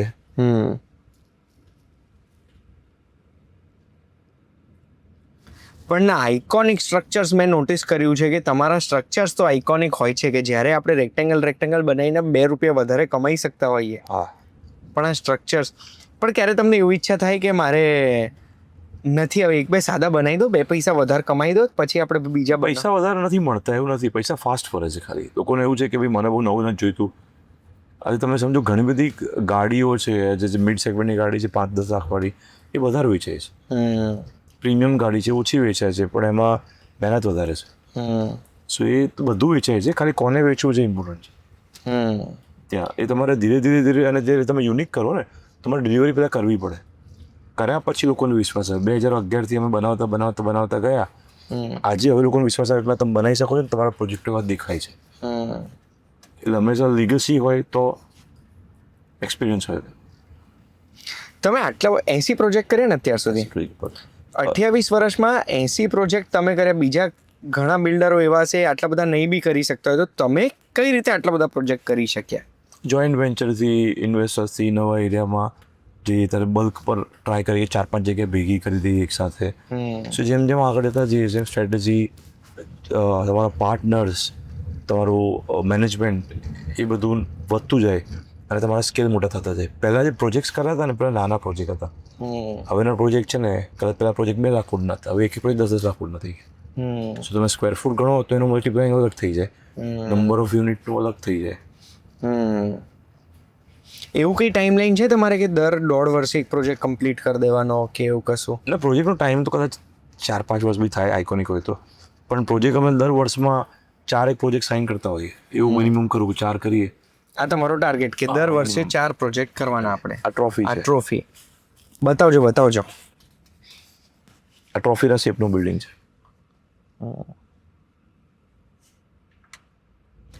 એટલે આપણે પહેલું જોયું હતું એના પછી જે આપણે બધા જોયા છે ઇન્ટરનેશનલ. આપણે આ ગિફ્ટની ઓફિસ છે આ વાળી આ બને છે નાની છે અહીંયા બાજુમાં છે ને. અચ્છા ઓકે. અને ધીરે બીજી ગિફ્ટ બનાવે છે. આ બધું પોતાનું ઇન્ફ્રાસ્ટ્રક્ચર બાજુમાં. આ જે છે ને એ લોકો ટેમ્પરરી જગ્યા આપી છે. કોઈ મોટી કંપનીને અહીં આવવું હોય તો અમુક ડેવલપરોને જેમ નીલા છે, શિલ્પ છે કે સેવી છે એ બધા અહીંયા 50,000 ફૂટના એરિયા કર્યા છે. એ લોકોને ભાડે જોઈતું ટેમ્પરરી જ્યાં સુધી એમના બિલ્ડિંગ બની ગયા હોય બનતા હોય ત્યાં સુધી અહીંયા રહે પછી અહીંથી બિલ્ડિંગમાં શિફ્ટ થઈ જાય. ગવર્મેન્ટ આ ઇન્ક્યુબેશન સેન્ટર જેવી જગ્યાઓ અલોટ કરી દરેક જણ. મજા આવતી હશે being a part of Ahmedabad real estate development. મજા આવે. તમે સારું કામ કરો તો ગર્વ ફીલ થાય. જો આ પાછી આપણે એસએસઆઈથી બહાર નીકળ્યા. બીજું ગેટ એ બતાવજો. બીજો ગેટ છે. હા, કટ કરતા જ નહીં, ચાલુ જ રોલિંગ જ રાખજો. આપણે અહીંયા કોઈ ટ્રક આવે ને મટીરિયલમાં એ લોકોએ બધું રિસીટ બધું ચેક કરે અને કસ્ટમમાં અમે લખાવડાયેલું હોય જીએસટીમાં બી કે આ મટીરિયલ આવવાનું છે એવું તે મેપ કરે. તો તમે અહીંયા માલ મંગાવવામાં જીએસટી ના હોય? અહીંયા ના હોય. ઓકે. બિકોઝ સામેવાળો કસ્ટમરને બી જીએસટી ના લાગે. હા. અને ઇન્ટરનેશનલ બોર્ડરમાં જીએસટી નથી લાગતો. તો મારે અહીંયા ઇન્વેસ્ટ કરવું હોય અંદર, બિંગ એન ઇન્ડિયન રેસિડેન્ટ, અને મારે અત્યારે ઇન્ટરનેશનલ ઇન્કમ એવી નથી તો રેસિડન્સમાં તમને જીએસટી લાગે બિકોઝ અહીંયા જે કંપની ધંધો કરે છે એના માટે આ છે. રેસિડન્સમાં તમને બી લાગે મને બી લાગે અહીંયા. પણ આને ગવર્મેન્ટ વોક ટુ વર્કનો કન્સેપ્ટ કહે છે. એટલે અહીંયા અમુક લિમિટેડ બિલ્ડિંગ એવા આપ્યા છે જે તમે રેસિડન્સ કરી શકો એસએઝેડમાં. પણ એમાં ડ્યુઅલ પ્રોસેસિંગ કહેવાય. એટલે એમાં તમને જીએસટી લાગે પણ કમર્શિયલમાં જે છે એમાં જીએસટી ના લાગે. હવે ગિફ્ટમાં એને વિચારો ઇન્ટરનેશનલ થઈ ગયા છે હા મારા. પાછા મને લાગે છે અમદાવાદ તરફ આપણે આવીએ. અમદાવાદનો રિયલ એસ્ટેટ જર્ની તમને કેવી લાગે? અમદાવાદની રિયલ એસ્ટેટ જર્ની તમને કેવી લાગી? અમદાવાદની બહુ જ ગ્રોઈંગ. હવે તો પાછું જો કોમનવેલ્થ આવશે તો જે 10 વર્ષમાં 15 વર્ષમાં ડેવલપમેન્ટ થવાનું હતું એ 4 વર્ષમાં થઈ જશે. અને પાછળની બી તમે હિસ્ટ્રી જુઓ તો મેટ્રો, BRTS, પછી રિંગ રોડ બીચો હજી આવે છે. તો કોઈ બી અમદાવાદના 30 મિનિટની અંદર મોસ્ટલી તમે બધા એરિયામાં પહોંચી શકો, મેક્સિમમ 45 મિનિટની અંદર ત્યાં. તો આજે અમદાવાદ વર્ષોથી સેમ છે, આજે બી સેમ છે. બહુ ટાઈમ પહેલાં હું વૈષ્ણોદેવી જતો હતો ને તો ત્યારે 30 મિનિટ લાગતી હતી, આજે 20 મિનિટ થઈ ગઈ મારી ઓફિસની. સો ઇન્ફ્રાસ્ટ્રક્ચર બી સરસ ગવર્મેન્ટ કરતી જાય છે. સો રિયલ એસ્ટેટ તો પહેલાં 1.2 FSI, પછી 2.7ની FSI, 5.4ની FSI બી સરકાર વધારતી જાય છે, બિલ્ડિંગો બી સારા થતા જાય છે. તો બહુ કોઓપરેટિવ ગવર્મેન્ટ છે. બધા ઇસ્યુ છે એ બધા સાંભળે છે અને પછી એક સ્ટેપ લઈને આગળ ઇમ્પ્લિમેન્ટ કરતી જાય છે. તો ડેવલપમેન્ટ ફાસ્ટ થાય છે. તમારે કોઈ ડિસિઝન લેવાનું હોય અમદાવાદના રિયલ એસ્ટેટનું કે આ વસ્તુ નથી યોગ્ય થઈ રહી, એના કરતાં હું આવું કંઈ ડિસિઝન લઉં તો હજુ ઓર કંઈક બેટર થઈ શકે, તો તમે શું કરો? જો અમદાવાદમાં લેન્ડ જે છે ને એ ડેવલપમેન્ટ બાકી બધી જગ્યાએ મુંબઈ, દિલ્હીમાં, બેંગ્લોરમાં જોઈન્ટ વેન્ચર બહુ જ થાય છે. અમદાવાદની અંદર લેન્ડ ઓનર જોડે જોઈન્ટ વેન્ચર થાય છે પણ એટલા બધા રેશિયોમાં નથી થતા. હજી સમજતા થવા લાગે છે. એ થઈ જાય ને તો ડેવલપર હજી સારું વધારે બનાવવા પર ફોકસ કરી શકે. કારણ કે લેન્ડમાં ઇન્વેસ્ટ કરીને અગર જો કરવાનું છે તો એ ઇન્વેસ્ટમેન્ટ કર્યા પછી કરવામાં એમને પૈસા જાય, વ્યાજ જાય. ડેવલપરનું કામ છે બિલ્ડ કરવામાં, નહીં કે મેનેજ કરવામાં. પૈસા મેનેજ કરવાના હોય, કેશ ફ્લો મેનેજ કરવાનો હોય, અને જો એ પૈસાની રમતમાં આવી જશે તો ટ્રેડિંગ થઈ ગયું, તો કે ક્રિએશન ક્યાં થઈ ગયું? ક્રિએશન તમે કરો ત્યારે મજા બી આવી જોઈએ, સારું બનાવો, સારું કલ્ચર આવે. સારું કલ્ચર આવશે તો સારા લોકો અમદાવાદમાં આવશે, સારા લોકો અમદાવાદમાં આવશે તો હજી જગ્યાના ભાવ અને બધું વધશે. તો આ એક આખી સાયકલ છે, એ ધીરે ધીરે શિફ્ટ થાય છે. આ જે કર્વડ ગ્લાસ છે બધા એક ગ્લાસને આઈ થિંક અમને આ ગ્લાસ કર્વ કરાવડાવી ફેબ્રિકેશન કરતાં 2-2.5 વર્ષ લાગે. અમને એવું તો બિલ્ડિંગ 6 મહિનામાં પૂરું થઈ જાય. હા, પણ આ સીલિંગ આખી ગ્લાસની, પાછું અમુક કેટલાય ગ્લાસ ફૂટ્યા હશે કર્વ કરતાં. હા, પણ હવે જે વિઝ્યુલાઇઝ કર્યું હતું છેલ્લે એ મળી ગયું. બની ગયું. હા, તો હવે આ જે છે આ તમારા ક્લાયન્ટ્સ નહીં, ગિફ્ટ સિટીમાં જે ઇન્વેસ્ટ કરવા આવે છે. તમારા 4 પ્રોજેક્ટ છે એનું બધું ઓપરેશન હવે ગિફ્ટ સિટીની એરિયા ઓફિસ છે. હા, લુક્સ ગુડ. ગરમી લાગતી હશે ને પણ અહીંયા અંદર? ના, એસી પ્રમાણે પ્લાન કરેલા છે એટલે એવું વાંધો નથી આવતો. ઠંડક તો છે. હા, અત્યારે કેટલું. હવે અહીંયાના મોડલ વિશે મેં સાંભળ્યું હતું કે અહીંયા તમે મોડલ જે આપણે આ દુબઈથી તમે કરાવડાયા છે, મારે આ મોડલ્સ જોવા છે અહીંના. ત્યાં અમારી ટીમ જોઈને આવી હતી દુબઈ જઈને, ત્યાં આવા મોડલ્સ બને છે એ પ્રમાણે અહીંયા આખું ડિઝાઇન કરાવડાયું અને કોઈને રેફરન્સ આપીને બનાવડાયા. આ જે છે ને એ મારો 4થો પ્રોજેક્ટ છે. એનું ખાલી એમ્યુનિટી ફ્લોર છે. હા, એટલે આ અમારો 4th પ્રોજેક્ટ આવે છે, પ્રેઝન્ટે નામ છે. તેનું હમણાં જ રહેલા આવ્યું. અને એને ખાલી રેન્જ કહું ને તો 12,000 ફૂટ સુપર બિલ્ટઅપ, એટલે 6,000 ફૂટની આસપાસ કાર્પેટ, અને એમાં 4 બેડરૂમ છે. એટલે ટોપ લોકો રહેશે અહીંયા પ્રેઝન્ટેમાં. એટલે જે લોકોને બંગલો જોઈએ છે અહીંયા ભવિષ્યમાં, બંગલા માટે નથી પોસિબલ અહીંયા, બીકોઝ ગિફ્ટમાં પ્લોટ અલોટમેન્ટ થાય છે. સો એના માટે બનાવ્યું હતું. આ એક્સપિરિયન્સ સેન્ટર ફરતા મારે છે ને બાયર્સ માટે એક સવાલ છે. એ બાયર્સને ઘણી બધી ગેરમાન્યતા હોય છે એક બિલ્ડર વિશે કે પછી એક પ્રોજેક્ટ વિશે. એ મેઇનલી કઈ હોય? એટલે બિલ્ડર વિશે તો કદાચ પ્રોજેક્ટમાં એવું એક મને સસ્તું મળી જશે એવું મગજમાં હોય. તે ઓલવેઝ કીપ વેટિંગ કે બિલ્ડરનું બહુ જ માર્જિન છે. કદાચ બિલ્ડર કદાચ ડિસ્કાઉન્ટ કરી દેશે, કે બિલ્ડર અમને આગળ સામેથી બોલાવશે. એ બધા જમાના છે ને હવે બહુ નથી, કારણ કે બિલ્ડરને હવે એવું છે કે જો બહુ સામેથી જઈશ તો ડિસ્કાઉન્ટ થઈ જશે, કારણ કે એને પ્રોપર્ટી હવે વધતું બજાર છે. આજે નહીં તો 3 મહિના પછી વેચશે ને તો કદાચ 2-3% વ્યાજ ભરવું પડશે, પણ સામે 5-6% કિંમત વધી બી જશે. એટલે હવે એ ટાઈમ ગયા. મેચ્યોર ડેવલપરો એવું નથી કરતા, બીકોઝ એ લોકોને કેશ ફ્લો સિસ્ટમ બનેલી છે. બીજું ડિસ્કાઉન્ટ મળી જશે એવું બી નથી થતું. એટલે આ એક નોર્મલ માનસિક છે એ હવે ઘણા બધા ડેવલપર્સ એમાંથી બહાર નીકળી ગયા. ઘણા બધા લોકો સમજે બી છે કે હવે હું ડિસ્કાઉન્ટ માટે પ્રોપર્ટી નથી લેતો, હવે હું ભવિષ્યના 30-40 વર્ષ કાઢવા માટે લઉં છું. તો કદાચ કોવિડમાં તમે જે કીધું, કોવિડનો જે ટાઈમ હતો, જે 6-12 મહિના બહુ ડિફિકલ્ટ હશે ડેવલપર્સ માટે, એ આવી રીતે જ તમે કાઢ્યો ને કે નથી આપણે ડિસ્કાઉન્ટ કરવું, નથી આપણે કોઈને સામેથી ફોન કરવા. કોઈક જગ્યાએ એકલ લોકલ ડેવલપર્સ કે કોઈક તમને ડીલ મળી જાય પણ એને રેફરન્સ ના કહેવાય. હા, કોઈને પૈસાની બહુ જરૂર હોય મળે બી ખરા, કોઈક લીધું બી હોય, પણ 90% કેસમાં એવું ના થાય. બધા લોકો ઉભા રહે. ઇવન સરકારે બી સપોર્ટ તો બહુ કર્યો હતો કોવિડમાં, બધાને બેંકો બી કર્યો હતો. સો એ તો ફોર્સ મેજર હતું. હા. આવો આપણે ત્યાં બેસીએ, ત્યાં વાતો. નાસ્તાનું ખાવા પીવાનું અહીંયા ગિફ્ટ સિટીમાં કેવું છે? અહીંયા બાજુમાં એક હોટલ છે સરસ અડીને જ, મર્ક્યુરી ગિફ્ટ સિટી ક્લબ છે. હા, આપણે મંગાવ્યું નાસ્તો અહીં જ કરી લઈશું, કોન્ફરન્સમાં આપણે જોઈને આવ્યા ત્યાં. ઓકે. પણ ધીરે ધીરે અહીંયા બહુ બધી રેસ્ટોરન્ટ આવે છે. બેસ્ટિન ટાઈપ થયું અહીંયા, હજી બધી અમદાવાદની ઘણી બધી સારી રેસ્ટોરન્ટો અહીંયા એક પછી એક આવે છે. બિલ્ડિંગ બધા બનવા માંડે એટલે તમને હવે દેખાશે 5-6 મહિનામાં કે બધી જ પ્રીમિયમ રેસ્ટોરન્ટ એક પછી એક અહીંયા આવવાનું ચાલુ થશે. હા, વાવ. તો બસ એ તમે આજે ગિફ્ટ સિટીનું પણ આપણે ખાવાનું ટ્રાય કરી લઈએ. તો આ ડિસ્કાઉન્ટ માટેની રાહ જોવા સિવાય એક બાયર સૌથી મોટી ભૂલ તમને શું લાગે છે, શું કરે છે? બહુ બધા લોકોને પૂછે છે ઓપિનિયન માટે, આવું કરું, હા, અહીંયા લેવાય, આ બરાબર ભાવ છે. અને જે વ્યક્તિને પૂછે છે ને એને કેટલું નોલેજ છે ખબર નથી, અને ડિસિઝન એના પ્રમાણે ડીલે કરે છે. કદાચ એવું થાય કે એના કારણે પાછો ફરી ભાવ વધી જાય. હા. સો એ બીજાને પૂછવા કરતાં તમારે એને ફિલ્ટરેશન પ્રોસેસ હોય કે જેમ તમે અમેઝોનમાં કે ઈ કોમર્સમાં જાઓ છો, તમે ટીક 5 વસ્તુ સિલેક્ટ કરો અને તમારે ફિટ થઈ ગઈ, અને એમાં જે આવે એ 3 પ્રોજેક્ટ સિલેક્ટ કરી લો અને એમાંથી તમને જે ફિટ થાય એમાં જાઓ, અને પછી એને બોલાવો તો પછી બોલાવો. પણ જો એને તમે ફ્રીડમથી બોલાવશો નવા વ્યક્તિને, તો કોઈ બી પ્રોજેક્ટ બોલશે ને એને તમે ડિસિઝન લેવામાં તમે રહી જશો. સો આ સૌથી મોટી મિસ્ટેક કરે છે. પોતાને શું જોઈએ છે એ બી બીજાને પૂછે છે, પોતાનું નથી વિચારતા કે મારે શું જોઈએ છે. 5 વર્ષ પછી જ્યારે આ પ્રોજેક્ટ મારી પાસે આવશે પોઝિશન, ત્યારે મારે શું જોઈશે અને કઈ રીતે બાય કરે છે, એની પહેરવાની પેટર્ન શું છે, 25 વર્ષ શું વિચારે છે. અને બીજું કે જે બાય કરે છે ને એ હંમેશા જો વ્યક્તિ કમાતો હોય તો કોન્સ્ટન્ટ, એ હંમેશા કે મારે અત્યારે આટલું જોઈએ છે, પણ એવું નથી હોતું. તમે જ્યારે 20-25 વર્ષ રહેવાના હો ત્યારે તમારે ભવિષ્યમાં જો તમે આટલું જ કમાશો તો કેટલું મકાન જોઈશે, 5-10 વર્ષ સુધી શું જોઈશે, તો ઓલવેઝ 20% મોટું લેવું છે હંમેશા. ફ્યુચરનું ધ્યાનમાં નથી રાખતા. એટલે જો 20% મોટું લે તો બિનજરૂરી બધા ખર્ચા બંધ થઈ જાય, અને બધો ખર્ચો છે ને એ તમારા ફેમિલીના એન્જોયમેન્ટ તરફ છે. એન્જોયમેન્ટ તમે કરો જ છો, વધારે પડતા પૈસા બહાર શોપિંગમાં, ટ્રાવેલિંગમાં કે બિનજરૂરી સ્પેન્ડ કરીને કરો છો, કે તમે તમારા ઘરની અંદર કરીને પહેલે દિવસથી મોટું ઘર કરીને એની અંદર સ્પેન્ડ કરો છો. આ બીજી મેં મિસ્ટેક જોઈ. તો આ તો મિસ્ટેક આપણે અવોઇડ કરી દીધી, પણ આ મિસ્ટેક અવોઇડ કર્યા પછી બી મને થોડા રૂલ્સ આપો ને કે ઇન્વેસ્ટિંગ વખતે મારે બેસ્ટ ઇન્વેસ્ટિંગ કરવું હોય કે પ્રી લોન્ચમાં ઇન્વેસ્ટ કરવું કે જીએસટી પતી જાય પછી ઇન્વેસ્ટ, ક્યારે ઇન્વેસ્ટ કરાય, કેવા ટાઈમે કરાય ને કેવી જગ્યાએ કરાય તો મને બેસ્ટ રિટર્ન મળશે? જેટલું ઇનિશિયલ સ્ટેજ હોય ને, રિયલ એસ્ટેટ છે ને હાઈ રિસ્ક હાઈ રિટર્ન છે.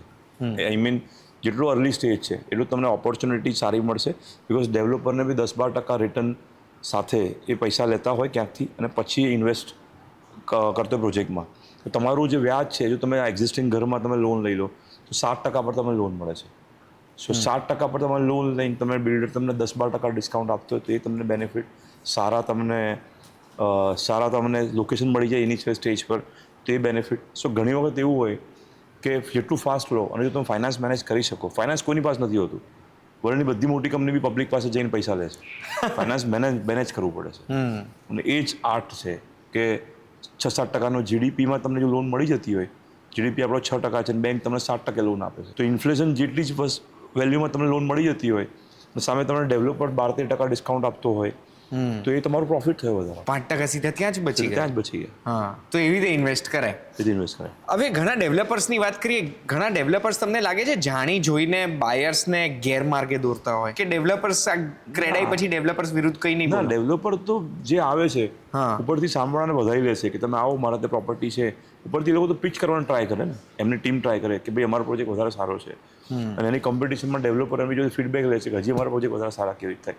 એ જે ટાઈમ હતો એવું નથી, સિવાય કે કોઈ ડેવલપરને તરત કોઈ કેશફ્લો જોઈતો હોય અને બીજાનું ખરાબ બોલતા હોય કે આ બિલ્ડિંગમાં ના લેતા, આવું છે. પણ એ હવે તમારી ઉપર પોતાનો કોન્ફિડન્સ છે. કોઈ બીજાના પ્રોજેક્ટનું ખરાબ કરીને બી વાત કરે. ઇન્ડસ્ટ્રી ખરાબ કરવા એવું થાય છે કે નવા ડેવલપર આવે ઇન્ડસ્ટ્રી ખરાબ કરતા હોય, કે એવું બધું નથી રહ્યું? એવું નથી થયું, પણ એને પ્રેક્ટિસ નથી હોતી, એક્સપિરિયન્સ નથી હોતો, તો કોર્નર કટ કરે, ટ્રાય કરે, અને પછી કદાચ બધા સારા હોય છે, કોઈક આવા બી હોય છે કે ના આવું ટ્રાય કરે, એમાં છેલ્લે 20-25 વર્ષે ની લાઈફ જે છે ને કસ્ટમરની, એ કદાચ એવું લાગે કે ના, બિકોઝ કસ્ટમરને બી સસ્તું બી જોઈતું એવું બી બને. હા, એટલે લઈ બી લે, પણ હવે ઇટ્સ અ બેલેન્સ. આપણે સવારવાળી કોન્વર્ઝેશન પર જઈએ જે ઘરે કરી હતી, કે તમે કીધું કે આ 28 વર્ષમાં ઘણી બધી ભૂલો તમે બી કરી, તમે બી ક્યારેક નવા ડેવલપર હતા, કે તમારે બી ક્યારેક કેલ્ક્યુલેશન મિસ્ટેક્સ થઈ હશે. રાઈટ. તો મારે જાણવું છે કે તમે આ 28 વર્ષમાં કઈ કઈ ભૂલો કરી છે? પહેલો પ્રોજેક્ટ અમે કર્યો ને સંજય ટાવર, ત્યારે હું ડિસિઝન મેકર નહોતો, ફાધર હતા, 18 વર્ષની એજ હતી મારી. તો પહેલા પ્રોજેક્ટમાં 120 અપાર્ટમેન્ટ હતા, એ અમે વેચી નાખ્યા. એટલે અમને એવું થયું કે આ તો બહુ ઇઝી છે, એ કરવાનું છે નહીં, ફટાફટ વેચી નાખીએ. અને પછી ઇમિડિયેટલી 6 મહિનાની અંદર અમે બીજો પ્રોજેક્ટ કર્યો, એમાં આના કરતાં ઓલમોસ્ટ 3x ફ્લેટ હતા અપાર્ટમેન્ટ. અમને એમ કે ભાઈ આ બી આ વેચાઈ જશે. પછી જ્યારે લોન્ચ કર્યું ત્યારે 5% બી ના વેચાય. એટલે 3 ગણી તાકાત અને બુકિંગ 5% બી નહીં.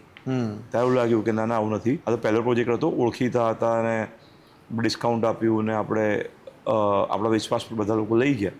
બીજા પ્રોજેક્ટમાં હવે જ્યાં સુધી બહાર નહીં નીકળે ત્યાં સુધી લોકો ત્યાં એન્ટર નહીં થાય. એટલે આ મિસ્ટેક થઈ. એટલે હંમેશા કેલ્ક્યુલેટિવ રિસ્ક લેવું જોઈએ. બીજું, એક સાથે બધા જ ફ્લેટ મૂકી દીધા સાથે, અને જોડે બેલેન્સ ના કર્યું. બંગલો જે હતો ત્યારે અર્થક્વેક આવ્યો, બંગલો જે હતો ત્યારે, તો એના કારણે મારું બેલેન્સ આઉટ થઈ ગયું. તો સચિન ટાવર, સંજય ટાવર જે હતા ત્યાં, એની સામે શિવાલિક બંગલો હતો. તો એ બંગલો હતો તો એનું બેલેન્સ, બિકોઝ ફ્લેટ બધા કોઈ લેતું નહોતું ત્યારે, તો બંગલાના કારણે અમારું બેલેન્સ થઈ ગયું ગ્રેજ્યુઅલી. તો આ જેમ જેમ આગળ જઈએ છે ને એમ શીખતા જઈએ. બીજી કોઈ મોટી ભૂલ કોને કે જે હમણાં રિસન્ટ ટાઈમમાં તમને લાગે છે કે આ ભૂલ થઈ ગઈ પણ આનાથી કંઈક નવું શીખવા મળ્યું? જેના માટે પ્રોજેક્ટ કર્યો હોય ને, જેમ કે રેસિડેન્સ માટે કર્યો તો પછી એમને કમર્શિયલમાં શિફ્ટ કરી દીધો હોય, કે કમર્શિયલ માટે લીધો હતો અને રેસિડેન્સ શિફ્ટ કરી દીધો હોય, તો એવી ભૂલ ના કરવી જોઈએ. કે જેના માટે તમે લેવાના છો એ જ પ્રકારના તમે જો ત્યાં પ્રોડક્ટ બનાવો, તો પહેલાં પ્રોડક્ટ નક્કી કરી લો કે મારે આવા પ્રમાણે જોઈએ છે. જો પછી તમે ચૂઝ કરો, કાં તો પ્લોટ ચૂઝ કરી લો, પછી એના પ્રમાણે પ્રોડક્ટ મૂકો, તો તમને એનો બેનિફિટ થાય. પેલું કેશ ફ્લોમાં અસર ના થાય, પ્રોડક્ટ ઇન્ફિરિયર ના બને, બિકોઝ સામેવાળા તો 30-40 સ્પેન્ડ કરવાનો ટાઈમ. તો હવે તમે જે કીધું કે કમર્શિયલથી રેસિડેન્શિયલથી કમર્શિયલ શિફ્ટ કરેલા, તો એ કોણ ડિસિઝન લે કે અહીંયા કમર્શિયલ, એ તમે આગળ પૂછો કે વેચવામાં શું ઈઝી પડશે? કોવિડ ટાઈમમાં અમે લોકોએ 2-3 પ્રોજેક્ટને શિફ્ટ કર્યા હતા. કે ભાઈ કદાચ ત્યારે એવું હતું કે કદાચ કમર્શિયલ ના વેચાય કે ના રેન્ટ પર ચડે, તો એવી બધી જે મિસ્ટેક છે, પ્રોજેક્ટમાં બિફોર ટાઈમ પહોંચી ગયા હો તમે, કે ત્યાં બજાર જ ના હોય તો પહેલો પ્રોજેક્ટ કરી નાખ્યો, તો તમને લોકોને ત્યાં લાવવા માટે જ બહુ મહેનત પડે. સો આ એક મિસ્ટેક થઈ. થોડુંક માર્કેટ ત્યાં એસ્ટાબ્લિશ થઈ જાય, બિકોઝ તમે જગ્યા લઈ અને લોકોને પાછા બોલાવવા માટે મહેનત કરવાની. નોર્મલી શું હોય, જ્યારે જે એરિયામાં જેની જગ્યાઓ હોય ને એ પહેલાં પ્રોજેક્ટ કરતા હોય, 10-20 પ્રોજેક્ટ કરે, 10-20% ભરાય, પછી બહારના ડેવલપરો આવે, એટલે એમને લાવવા માટે મહેનત ના થાય. બહારના ડેવલપરો આવતા હોય અને પછી એ રોટેશન ચાલુ થાય. આ પેટર્ન છે. ડેવલપર પહેલાં પહોંચી જાય છે ને તો મહેનત બહુ પડે લાવવા માટે. હા, એટલે જે તમે કીધું કે પેલું 20-30% લોકો ભરાય પછી પ્રોજેક્ટ મૂકીએ, પછી જ ત્યાં આગળ. Thank you so much for this. આ છે ગિફ્ટની સેન્ડવિચ છે. મારે તમે આટલા સમયમાં જેટલું બી કામ કર્યું છે, આપણે કહીએ ને કે કોઈ બી બિઝનેસમાં એક એવો સમય આવે કે લેજો, હા હું તો સવાલ પૂછશે એમ, આ કોઈ બી બિઝનેસમાં એવો સમય આવે કે જે સમયમાં અમે એવું કહીએ કે આ ના થયું હોત ને મારી સાથે તો હું આટલું બધું શીખ્યો ના હોત. શું થયું એવું તમારી સાથે? કઈ કેવી એક વસ્તુ? ટીમ સારી ના હોત ને, તમે સારું સિલેક્શન ના કર્યું હોત તો કદાચ આટલું શીખ્યું ના હોત. ટીમ તમારા માટે ઇમ્પોર્ટન્ટ છે. તમે એકલા હાથે બધું નથી કરી શકતા. બીજું, તમારે લોકોનો ગ્રાઉન્ડ ફીડબેક ના લીધો હોત તો તમે તમારા જ વિચારોમાં રચ્યા કરો, તમારે જે જોઈએ છે એ પ્રમાણે તંત્ર ચાલે. અને જે ગ્રાઉન્ડ પર તમે બધાને પૂછો, મળો, તેના ફીડબેકથી તમારા નવા પ્રોજેક્ટ સારા સારા આવ્યા કરે. સો માર્કેટથી અપડેટેડ રહેવું જોઈએ. અને સોશિયલ મીડિયા હોય તમને એમાંથી બહુ ફરક પડે છે. ત્યાં એ બી હોવું જોઈએ. એ બી એનાથી બી ફરક પડ્યો અમને. સોશિયલ મીડિયા તમને કહી દઉં, ચિત્રકભાઈ કદાચ અમદાવાદને નહીં, મને તો લાગે છે કે તમે ઇન્ડિયાના હાઈએસ્ટ એક્ટિવ ડેવલપર હશો જે સોશિયલ મીડિયા ઉપર આટલા એક્ટિવ છો. કારણ કે તમે ઘરનો ચહેરો બની ગયા છો. અને આજે તમે નહીં, આજે તમારા સન પણ ધ્યેયને બી લોકો ઓળખે છે. એટલે અમારી ટીમમાં અહીંયા કેમેરાની પાછળ બી 2 જણા ઊભા છે જે લોકોએ મને કીધું હતું કે હું ધ્યેય સરનો ફેન છું. એટલે તમે સમજો કે આજે એમની સોશિયલ મીડિયા ગેમ એટલી સ્ટ્રોંગ હશે કે જે ગેમથી આજે લોકો એમને ઓળખે છે. તમને બી આજે તમે ઘરના ચહેરા છો, તમે તમારો ફોટો મૂકીને કોઈને બતાવવું ના પડે. તો એનાથી શિવાલિક બ્રાન્ડને સેલ્સમાં હેલ્પ થતી હશે ને? બહુ જ પડે. People invest on two people. લોકોને કોઈ લાઈક નથી કરતું. તમે જોશો ને કોઈ બી મોટી કંપની, એના ઓનરને જ વધારે ટ્રેક્શન મળશે, કે કંપનીને નહીં મળે. ઇલોન મસ્ક, કોઈ બી વ્યક્તિ. સો બિકોઝ પીપલ મેક કંપનીઝ, અને એ લોકો મલ્ટિપલ કંપનીઝની અંદર એડ કરે એટલે સપોર્ટ મળે. તમે જોશો તો શાર્ક ટેન્કમાં કેમ લોકો ઇન્વેસ્ટ કરે છે કે મેં આની કંપનીમાં ઇન્વેસ્ટ કર્યું, મેં આની કંપનીમાં ઇન્વેસ્ટ કર્યું. કંપની મેચ્યોર થઈ જાય પછી ડેવલપર અમારામાં નવો પ્રોજેક્ટ કરે, અને 5 વર્ષની સાયકલ હોય પ્રોજેક્ટની, એવરેજ 4 થી 5 વર્ષની. તેમાં તમે કોને પૈસા આપો છો, કોની જો ભાગીદાર થાઓ છો, લેન્ડ તમે કોને આપો છો, કોન્ટ્રાક્ટર છે એને પૈસાની સિક્યોરિટી, તો કોની જો ડીલ કરો છો. સો આ બહુ ઇમ્પોર્ટન્ટ છે. જો તમે ખાલી એક મોટી કંપનીની અંદર જે FMCG જેવી કંપની હોય એમાં બી ઓનર ડ્રીવન ચાલતું હોય. ઓનર એટલે કોનો વિશ્વાસ છે, કલ્ચરલ જે છે ને એ ઓનર સેટ કરે. કે આજે આનંદ મહિન્દ્રા છે એ આટલા એક્ટિવ છે ટ્વિટર ઉપર, તો કદાચ એની અસર એના લીધે આજે મહિન્દ્રા બ્રાન્ડને મેડ ઇન ઇન્ડિયા બ્રાન્ડ તરીકે જોવાય છે, કે એમનું પેટ્રિયોટિક ફિલિંગ છે એમની બ્રાન્ડ ઉપર સ્પિલ ઓવર થાય છે. તો આ એક લેસન છે જે તમારાથી, જે આવા બધા ફાઉન્ડર્સથી લેવાની જરૂરત છે, બીજા આજે સ્ટાર્ટઅપ ફાઉન્ડર છે, કે your brand value is going to affect your companies brand. 100%. And that is wear you have to make sure કે તમારું બ્રાન્ડ વેલ્યુ એટલી ચોખ્ખી રાખો તમે કે તમારી કંપની એવી રહે. તમારે એ એથિક્સ છે, ઓનરના એથિક્સ અને પ્રિન્સિપલ છે ને, એની ઉપર કંપની ઊભી થતી હોય. કલ્ચર હંમેશા એવું છે. કોઈ ઓનર બહુ જ આમ સ્ટ્રેસવાળો હોય ને ખખડાય કરે એમ્પ્લોયને બહાર બધાને, તો કલ્ચર બી એવું ક્રિએટ થાય. કોઈ ઓનર એવો હોય છે કે અહીંયા પૈસા બચાવવાના છે, અહીં પૈસા બચાવવાના છે, તો કલ્ચર એવી રીતે ક્રિએટ થાય. That become the DNA of the company. So જે એથિક્સ અને પ્રિન્સિપલ છે ને એ ફિલોસોફી એની જ હોય. બાકી પછી એ કલ્ચર થઈ જાય, પછી જેવી નવો વ્યક્તિ જોડે એમાં સેટ થતું જાય. તો આજે તમારું જે થિંકિંગ છે, તમારો જે વિચાર છે, જે તમે કીધું કે તમે આજે કોઈ બી વ્યક્તિને આવું ટ્રેન કરવા માંગો છો, પ્લસ તમે જે કોર્પોરેટ તરફ લઈ જવા માંગો છો, શિવાલિક 4.0, એ વિચાર તમારા ગ્રાસરૂટ એમ્પ્લોય, કે જે માની લો કે જે સૌથી હજુ તો ગ્રો કરી રહ્યા છે કંપનીમાં, ત્યાં સુધી એ તમારા ફિલ્ટર થઈને જતા હશે કે પછી? Because I keep talking to them, I keep training them. નવું કલ્ચર આવે, my 90% time goes to train my team. Because એ શું કરે છે, કેવી રીતે વાત કરે છે, જો બેસતો હોઉં, પબ્લિકનું ફીડબેક લઉં કે લોકો તમારી કેવી રીતે વાત કરે છે. જ્યારે શિફ્ટ થાય ને ત્યારે 95% પીપલ કદાચ શિફ્ટ થાય, 5-10% ના બી થાય. નોર્મલ કેસમાં 50-50 હોય. 50% શિફ્ટ થઈ જાય, 50% અડેપ્ટેબલ પછી હોય. તો એને તમારે ચેક સુધી સાંભળવા પડે, શું બોલે છે શું નહીં. આજે અમે પ્રીમિયમ પ્રોજેક્ટ કરીએ છીએ તો એમ તો ફીચર્સ જ વેચે છે, ટાઇલ્સ કે એસ્પિરેશન વેચે છે. મર્સિડીઝમાં પાવર વિન્ડો છે, કોઈ ચર્ચા ના કરે. બહુ જ સાચી વાત છે. હા, પાવર વિન્ડો છે એ ના હોય કે ચર્ચા, બીકોઝ એ બાય ડિફોલ્ટ છે કે પ્રીમિયમ પ્રોજેક્ટ્સની અંદર પાવર વિન્ડો હોવી જ જોઈએ. એરબેગ આમાં છે, ચર્ચા ના થાય. So that is a culture. So એ તમારે ધીરે ધીરે સુધી નીચે સુધી લાવવું પડે. જ્યારે કંપની શિફ્ટ થાય ને ત્યારે બહુ ઇમ્પોર્ટન્ટ છે. હવે તમારા જે આ થોટ્સ છે, એક છે ને, હું રિસર્ચ જોતો હતો, 7% of the businesses they die by the time 4th generation starts. એટલે અગર પરદાદાએ શરૂ કર્યું છે તો એમનો દીકરો ને એમનો દીકરો જ્યાં સુધી મોટા થાય ને ત્યાં સુધી બિઝનેસ ખતમ થઈ ગયો. રાઈટ. અને એનું કારણ બી છે કે જ્યારે બિઝનેસ જે શરૂ કરે છે, આજે તમે શરૂ કર્યો તમારા ફાધર સાથે રહીને, તો તમે એક ધગસ સાથે શરૂ કર્યો હશે. તમે વિચાર્યું હશે કે મારે એક લેવલે પહોંચવાનું છે. એ લેવલે પહોંચવા માટે તમે કાળી મહેનત કહેવાય એ કદાચ કરી હશે, તમે લડ્યા હશો, હેડવિન્ડ્સ કહેવાય, આગ સામેથી હવા આવતી તો એની અગેન્સ્ટ તમે ગયા હશો, અને એના પછી આજે તમે આ એમ્પાયર ઊભું કર્યું છે. એટલે તમારી અંદર એ કામ કરવાની ધગસ હતી. એ જે તમે ખરાબ સમય જોયો છે, બેડ ટાઈમ્સ જોયા છે, એના લીધે તમને છે કે તમારી આવનારી પેઢી આજે જે ધ્યેય છે, ધ્યેયને થોડું કમ્ફર્ટ મળવું જોઈએ, થોડા ગુડ ટાઈમ્સ મળવા જોઈએ. પણ તો બી તમે ચેલેન્જ આપશો, તમારું જે થિંકિંગ છે તમે આપશો કે આ નંબર અચીવ થવા જોઈએ, અહીંયા નથી પહોંચ્યા તો તમે સક્સેસ નથી મેળવ્યો. તો આજે તમારું જે પેન થ્રેશહોલ્ડ છે, અગર અહીંયા છે, આટલું પેન સહન કરી શકો, આટલી તકલીફ ભોગવી શકો, 0 કરીને 0થી તમારા મનમાં તમને ખબર હશે કે આજે હું 0 થઈ ગયો ને તો 5 વર્ષમાં પાછો હું અહીંયા પહોંચી જઈશ. તો એ કદાચ એ તમે અહીંયા છો તો આજે ધ્યેય છે, ધ્યેયને આજે અહીંયા લાગતું હશે તમારા સનને, કે ધ્યેયનું મેક્સિમમ પેન કેપેસિટી આટલી હશે, પેન ટોલરન્સ.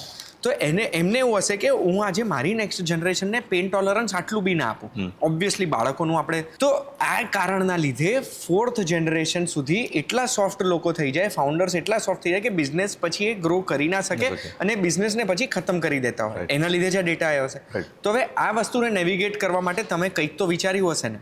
મને એવું છે, ઘણા તમે કીધું વાત સાચી છે પણ ઘણા બધી કંપની 100 વર્ષ જૂની બી છે અને એ લોકોના જનરેશનો આગળ વધે છે. હા. એના બી છે પ્લસ પોઈન્ટ્સ. હા. એવું કંઈ નથી. તો એ લોકો શું સાચું કરી રહ્યા છે? એ લોકો કલ્ચરલ કંપનીનું ફિક્સ કરી દે કે આ કલ્ચર છે. સપોઝ આટલાનું કલ્ચર હતું આપવાનું, એક્ઝામ્પલ આપું છું કે આપણે આપવાનું, ફિલોન્થ્રોફી કરવાની, કન્ટ્રી માટે કામ કરવાનું છે, એ કલ્ચર હતું. તો કલ્ચર જ્યારે ડીએનએ પર આવી જાય ને પછી કોઈ બી લીડર આવે કંપનીમાં, એચઓડી હોય, ફેમિલી મેમ્બર હોય, એ કલ્ચરલ સેટ રહે. કલ્ચર જો શિફ્ટ થયું ને, બીજું એને આઈડેન્ટિટીની કમી હોય, પૈસાની કમી ના હોય. નવી જનરેશનને હવે નામ જ જોઈએ. પૈસા તો બાય ડિફોલ્ટ, બિકોઝ એની આગલી જનરેશનોએ એવા ફોર્મ્યુલા ડિરાઈવ કર્યા છે, આવું કરવાથી પૈસા આવી જશે, રાઈટ? હવે તમારે ખાલી નવું શું કરવાનું છે, કયો પ્રોબ્લેમ સોલ્વ કરો છો, અને તમારી આઈડેન્ટિટી શેના માટે ફેમસ છે. બિકોઝ એક જ બ્રાન્ડ છે, એ બ્રાન્ડનું નામ તો રહેવાનું. જો નામ નહીં રહે બ્રાન્ડનું, તો તમારે 0થી ચાલુ કરવું પડશે. જો તમારે 100થી ચાલુ કરવું હોય તો બ્રાન્ડ સાથે ચાલુ કરવું પડશે. એ ડિરાઈવ કરવું જ પડે. જો તમારે ફેમિલીના જે પર્ક્સ છે એ એન્જોય કરવા હોય તો બ્રાન્ડ તમારું નામ જોડે રહેશે. જોડે રહેશે તો you have to start with 100. 100 થશે તો તમારે એ બ્રાન્ડમાં પોતાનું નામ કામથી તમારે બહાર કાઢવું પડે કે ભાઈ આ મારું કામ છે, મેં આ કર્યું, મારા કારણે આ બ્રાન્ડ ટ્રાન્સલેટ થઈ. એ પેટર્ન છે. પણ એ ફ્રીડમ આપવી પડે કામ કરવાની, આઈડેન્ટિટી ક્રિએટ થાય, એવું થાય. એમની જોડે એની ટીમ અલગ કરી દેવી પડે. તો મેં દીકરાની ટીમ આખી અલગ કરી અને એક અલગ નામ આપ્યું. દર 3 મહિને અલગ ડિપાર્ટમેન્ટમાં ચેન્જ કર્યો ગ્રેજ્યુઅલી. એક્સપિરિયન્સ સાથે તો બધા માર્કેટિંગ કરી દે, હવે સેલ્સ કરી દે, પ્રોડક્ટ કર. હવે જે ઇઝી પ્રોડક્ટ હતી બધા પ્લોટિંગ, એને ફાર્મલેન્ડ કરીને એને આપ્યું કે તો પ્લોટિંગ કર. એમાં બહુ કંઈ જોવા નથી, ગ્રીનરી છે, સરસ આ જ કરવાનો છે. હવે એને હું બંગલા તરફ લઈ જઉં છું બિકોઝ એને હોર્સ રાઇડિંગ ગમતું હતું. તો હોર્સ રાઇડિંગમાં શું હોય, જેમ સ્ટડ ફાર્મ બનાવવાના હોય તો એને 2-3 નાના મોટા ડિઝાઇન કરીને કર્યા હતા. તો એને એટલું તો આવડે છે ત્યાં. તે પ્રમાણે ફાર્મલેન્ડ કર્યું, બંગલા બનાવે છે. સત્તર મારા ઘરમાં જે રિનોવેશન થાય છે અને એનું આખું રિનોવેશન ધ્યેય અને દીપાલી જોતા હોય, હું નથી જોતો. બિકોઝ એ લોકો દીપાલીને વાઈફને રિયલ એસ્ટેટ આવડતું નહોતું પહેલાં. એ સી વોઝ ટીચર અને પછી ફેશન ડિઝાઇનર થઈને હમણાં એને ઇન્સ્ટિટ્યૂટ હેન્ડલ કરે છે. તો એને આખું જ ઇન્સ્ટિટ્યૂટ અને ઘર એ પોતે જ ઓપરેટ કરે અને પોતે જ બધા ડિસિઝન લે. તો એટલીસ્ટ એ ડિસિઝનમાંથી જન્મથી પાસ થાય. તમારે એને આઈડેન્ટિટી, થોડું કામ, થોડો એક્સપિરિયન્સ કોઈ બી તમે જનરેશનમાં કે ફેમિલીમાં આપો ને નોર્મલી, તો પછી they can have there on path. પછી આપણે એને શું નહીં કરવાનું ખાલી કહેવાનું છે, શું કરવાનું નથી કહેવાનું. પણ એ સાંભળશે? નહીં કરવાનું સાંભળે જ નહીં. બટ આના કરતો અહીં તું અટકીશ. એનું લોજિક્સ હોય. I always backed up by the logic. આ કરીશ ને તો આ તકલીફ પડશે બિકોઝ મને લાઈફમાં પડી. પછી એ રસ્તા પર જવું કે જઈને એકવાર ઇવો કરીને પાછું આવી જવું, એ એનો કોલ છે. ઇટ માઇટ હેપન કે that road might work for him. તમારા માટે ના કામ કર્યો. હા, બની શકે. એ સમય ખોટો હશે, પોસિબલ છે. એવું બી બની શકે. હવે આવીએ છીએ આપણે તમારા બીજા વર્ટિકલ્સ ઉપર. આ શિવાલિક છે એમ તો એક ડેવલપર, ડેવલપમેન્ટ ગ્રુપ. તમે બિલ્ડિંગો બનાવો છો, પણ હવે ખાલી તમે બિલ્ડિંગો બનાવનાર કંપની નથી રહ્યા. શિવાલિકના ઘણા બધા મેં રિસર્ચ કરી છે, મને ખબર છે કે તમે એક ઇન્સ્ટિટ્યૂટ બનાવ્યું છે, જે ઇન્સ્ટિટ્યૂટમાં તમે આવનારી પેઢીના રિયલ્ટર્સને ટ્રેન કરો છો. તમે ફર્નિચરની એક આખી ફેક્ટરી સેટઅપ કરી છે. તમે ટેક બાજુ પણ ગયા છો. આર કરીને એક ઓપરેટિંગ સિસ્ટમ છે, જે ઓપરેટિંગ સિસ્ટમ તમે બનાવી છે. તો આ બધું ડાયવર્સિફિકેશન કરવાની જરૂરત શું, મારે એ જાણવું. આ ડાયવર્સિફિકેશન નથી, ઇટ્સ લાઈક બેકવર્ડ ઇન્ટિગ્રેશન થયું. રિયલ એસ્ટેટ ડેવલપમેન્ટને શુંની જરૂર છે? તો પહેલાં તો નોલેજ નહીં કે આવું બિલ્ડિંગ કેવી રીતે બને, રાઈટ? જેવા માસ્ટરપીસ બનાવે એ કેવી રીતે બને, સારા એરિયામાં સારા સ્પેસિફિકેશન કેવી રીતે અપાય. સો ઇન્ડસ્ટ્રી અત્યારે રો છે, બધા અલગ અલગ કામ કરે છે અને એક રીતે લઈને આવીએ તો વન સ્ટાન્ડર્ડ પર આવે. તો એક વન સ્ટાન્ડર્ડ પર ઇન્ડસ્ટ્રી આવે, એની શરૂઆત છે, રાઈટ? પછી વન સ્ટાન્ડર્ડ પર આવે, પછી એ લોકોને સ્ટાન્ડર્ડ પર નોલેજ તો આપી દીધું, પછી એને પૈસાનું કલ્ચર સેટ કર્યું કે તમારે પૈસા બી જોઈએ છે, તો આ સ્ટાન્ડર્ડથી તમે કામ કરશો ને તો તમને આ રીતે ફંડ કરવામાં હેલ્પ કરશે. AIFB તમે લોન્ચ કર્યું, ઓલ્ટરનેટિવ ઇન્વેસ્ટમેન્ટ ફંડ, રાઈટ? એ બી કર્યું. હા. સો એટલે ફંડ તમને કરીશું, તમે આ સ્ટાન્ડર્ડથી કામ કરશો તો. સો એમને ફંડ મળે ને એનું ઇન્ક્યુબેશનની જેમ પ્રોજેક્ટમાં પોતાનું નવું કલ્ચર ક્રિએટ થાય, નવી રીતથી પ્રોજેક્ટ કરે. હવે આટલું બધું કર્યા પછી એ લોકોને મેનેજ કેવી રીતે કરવાનું, ગવર્નન્સ કેવી રીતે મૂકવાનું. સો અમે ગવર્નન્સમાં ટેકનોલોજી ઊભી કરી કે તમારો પ્રોજેક્ટ જો આ સિસ્ટમ પર હોય, અમે તમને પૈસા આપીએ, તમારા સેમ સિસ્ટમ પર રહો, તો અમને ખબર પડે તમે સાચું કરો છો, ખોટું કરો છો. તો રિયલ એસ્ટેટનું જે ઓપરેશન છે ને એ ઓપરેટિંગ સિસ્ટમ પર કરીએ છીએ. આ ઓપરેટિંગ સિસ્ટમ શું છે? એટલે આ વિન્ડોઝ ને એપલ પેલી મેકઓએસ, બેના 3 ભાગ છે. એક છે ઓપરેટ કરવાનું, જે મોસ્ટલી ઓપરેટિંગ સિસ્ટમ બની છે ને એ ઓપરેટ કરવા માટે છે. ફોનને ઓપરેટ કરવાની, કારને ઓપરેટ કરવાની, ઘણી બધી ડિવાઇસીસને ઓપરેટ કરવા માટે ઓપરેટિંગ સિસ્ટમ હોય. અમે એને 3 ભાગમાં ડિવાઈડ કરીએ. બિલ્ડ કરવાની એ અલગ સિસ્ટમ છે, એ ડેવલપમેન્ટ પ્રોગ્રામ છે, ઇકોસિસ્ટમ છે, એ બી આની અંદર છે. એક્ઝિસ્ટિંગ બિલ્ડિંગને ઓપરેટ કરવાના જે નોર્મલી ઓપરેટિંગ સિસ્ટમ કામ કરતી હોય એ બી આની અંદર આવે. આની અંદરથી ઇન્ફોર્મેશન અને નેટવર્ક બી અંદર કનેક્ટ થાય છે. એ ત્રીજો ભાગ છે, એને અમે ગ્રો કહીએ છીએ. ગ્રો મોડલ છે. તો 3 મોડલ છે ના, બિલ્ડ, ઓપરેટ અને ગ્રો. સો આ ત્રણે ભેગા કર્યા છે. So this is not a traditional ecosystem, traditional operating system જે નોર્મલ તમે જુઓ છો. This is hybrid connected ecosystem ને એક સિસ્ટમમાં લઈને આવ્યા છે.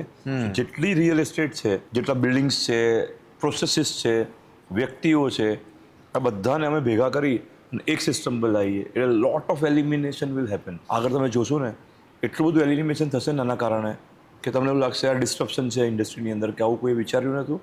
અમે લોકો ગયા વર્ષે PwCને હાયર કર્યા હતા આ સિસ્ટમ માટે. PwC 450 પેજનો ડોક્યુમેન્ટ બનાવ્યું. પછી આગળ અમે બીજી 2 બિગ 4 જોડે વાત કરીએ છીએ કે હવે મને આને વિઝનને આગળ લઈ જાઓ અને આર્ટિક્યુલેટ કરવા માટે હેલ્પ કરો. બિકોઝ મોટી સિસ્ટમ હોય અને એને બ્રેકડાઉન કરીને લોકો સુધી પહોંચાડવી પડે, નહીંતર કન્ફ્યુઝ થઈ જાય. So operating system for me is engine, અને પાછળના જે આપણે વેગન્સ છે, ડબ્બા છે, એ અમારા બિઝનેસીસ છે. જે એક એન્જિન આગળ દોડે અને પાછળ બધા બિઝનેસીસને લેતા જાય. સો ફોર મી ધીસ એન્જિન છે. હવે આ ઓપરેટિંગ સિસ્ટમ કોઈ ડિવાઇસ ઉપર ચાલશે કે ચાલે તો phone, it's operating system is a back end. હા, ઇટ્સ અ ટર્મિનોલોજી કે રિયલ એસ્ટેટ આની પર ઓપરેટ કરશે. ત્યારે ફોન હશે કે વોચ હશે કે કાર હશે, જેમાં પ્લગિંગ કરવાનું હશે એ કરતા જઈશું. નોર્મલી ઓપરેટિંગ સિસ્ટમની તમે જર્ની જુઓ તો 20-25 વર્ષ જૂની છે. ઝોમેટો જેવી ખાલી ઈ કોમર્સ જેવી એપ છે એને 16 વર્ષ થઈ ગયા. ટેકનોલોજીને તમે વિચારો આજે બટન દબાવવાનું કાલ થઈ જાય એવું નથી. રિયલ લાઈફ અડેપ્ટેબિલિટી માટે બી ટાઈમ લાગે. સો ફોર મી ધીસ 2040 પ્લાન 2030માં આખું કમ્પ્લીટ પ્રોજેક્ટ પૂરો થશે. 2040 સુધી અમે આને બધી જ જગ્યાએ એન્ટાયર વર્લ્ડમાં ઇમ્પ્લિમેન્ટ કરીશું. એ થોટ પ્રોસેસ સાથે આખી સિસ્ટમ બિલ્ડ કરીશ. અને આ real estate developers across the world existing buildings development જે થાય છે, બિકોઝ રિયલ એસ્ટેટ નોર્મલી 2 ભાગમાં વહેંચાયું છે. બનેલા બિલ્ડિંગ 95% છે, 5% જ બને છે. બનવાવાળા તો 5% જ છે, પણ 95%નું શું? જેને આજે તકલીફ પડે છે તમારા ઘરમાં કે એસી ઓન કરવા માટે અલગ એપ વાપરવાની, રૂમમાં જવું હોય તો લોક અલગ એપથી ખોલવાનો, સોસાયટી ઓપરેટ કરવી હોય તો અલગ એપથી વાપરવાની, તમારે કોઈ કામવાળાને બોલાવવા અંદર આવવા દેવા હોય તો અલગ સિસ્ટમ છે, કોઈ જગ્યાએ ફ્લેટ બુક કર્યો છે એના અપડેટ જોવા હોય તો અલગ સિસ્ટમ વાપરવાની, કોઈ જગ્યાએ તમારે ચેનલ પાર્ટનર હો તો ડેવલપરનો પ્રોફાઇલ જોવી છે તો અલગ જોવાનું, મટીરિયલ ઓર્ડર કરવો છે તો અલગ વાપરવાનું. સો બધી જેટલી વર્લ્ડમાં રિયલ એસ્ટેટના ઓપરેશન્સ થાય છે ને, વ્યક્તિઓ કરે છે, પ્રોજેક્ટ્સમાં થાય છે, ધંધા થાય છે, બધું એક સિસ્ટમ પર આવશે. હ્યુજ સિસ્ટમ જો બની ગઈ તો વર્લ્ડની લાર્જેસ્ટ સિસ્ટમ બનશે. અને નહીતર પછી એને બ્રેકડાઉન કરતા જઈશું. કેવી વેલ્યુ રિયલાઇઝ થશે આનાથી? એક જ સિસ્ટમ પર પૈસા અને ટેકનોલોજી ચાલતી હોય રિયલ એસ્ટેટ સાથે, તો ઇમેજિન કરો ખાલી એક જ ટેકનોલોજીમાં વર્લ્ડની મોટી કંપની છે, જેમાં પૈસા, ટેકનોલોજી, રિયલ એસ્ટેટ ત્રણે એક જગ્યા પર આવે. જ્યારે ફાઇનાન્સ કંપનીઝની વાત કરીએ, એ ફાઇનાન્સ કંપનીઝમાં આપણે જોઈએ તો એ ફાઇનાન્સ કંપનીઝ બી ગજબ વેલ્યુએશનમાં, લાખો કરોડો રૂપિયા.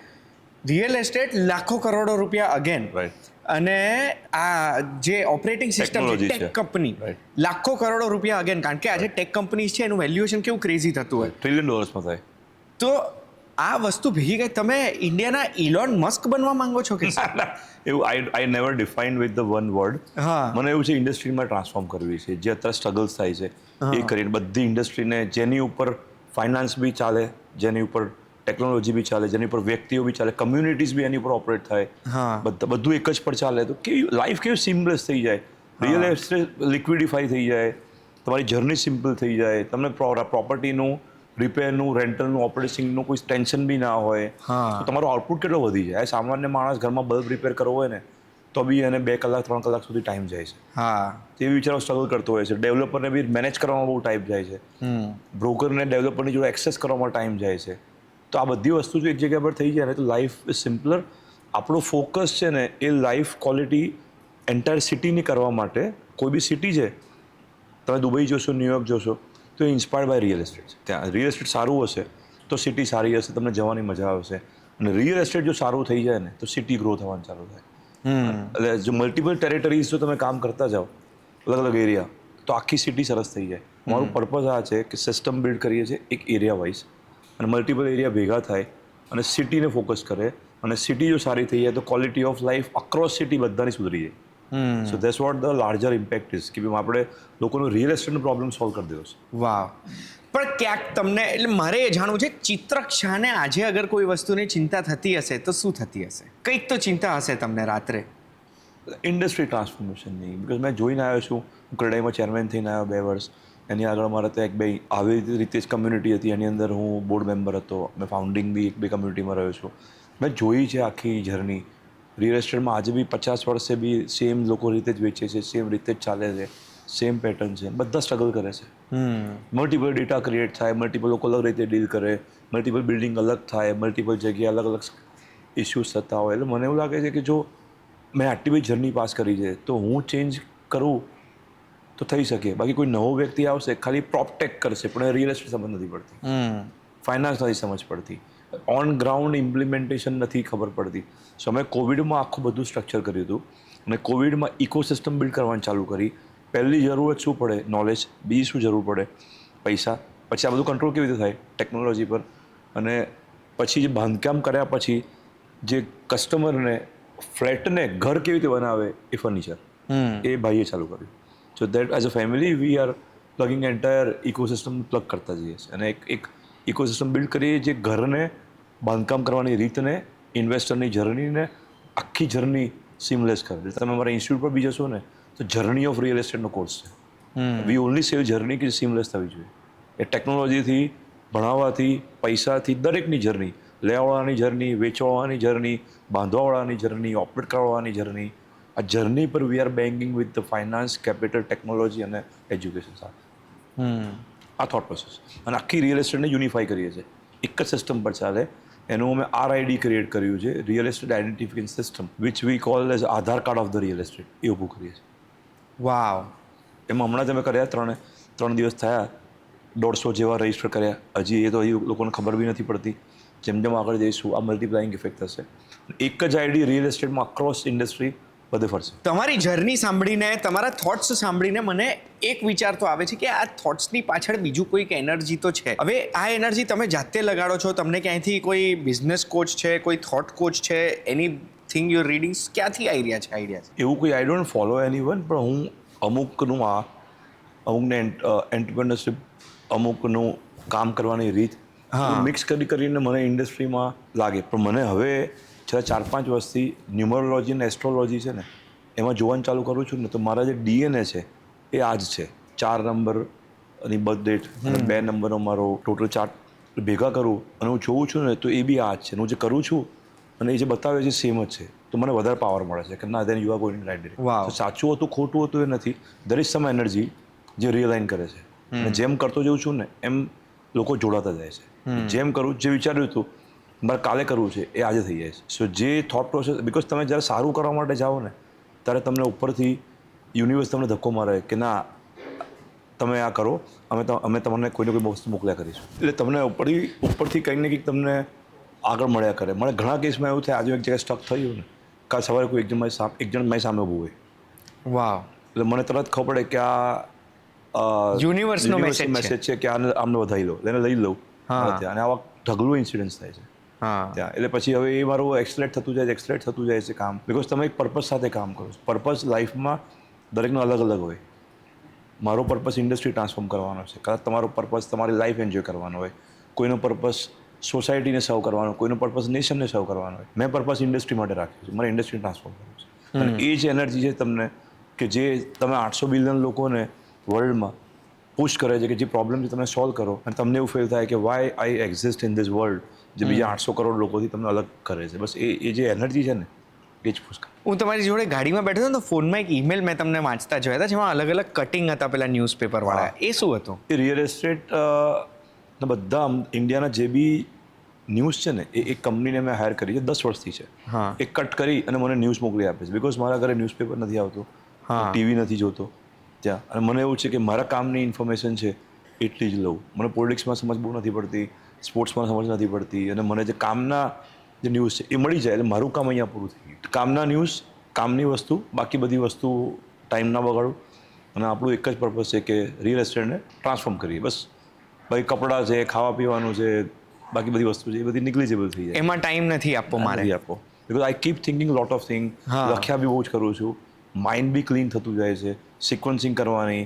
અને રિયલ લાઈફમાં તમે ને અત્યારે હું જે વાત કરીએ છીએ, મને એવું લાગશે કાલનો મારો પ્લાન હતો, અત્યારની વાતોથી કંઈક બદલાયો તો કાલ હું પ્લાન ચેન્જ કરી નાખીશું. સો એ રિયલ લાઈફ પર હું કોન્સ્ટન્ટ ચેન્જ કર્યા કરું છું. એટલે ઇન્સ્ટન્ટ રિફ્લેક્શન ઓન લાઈફ આમ દેખાઈ જાય કે કંઈક થાય. સો આઈ મીટ પીપલ એટલે જ મળતો જવું તો મને સામે 4 શબ્દ મળે તો આગળની ઇમ્પેક્ટ મોટી મલ્ટીપ્લાય થાય. વાવ. હવે નેક્સ્ટ આવી રહ્યું છે અમદાવાદમાં 2030. રાઈટ.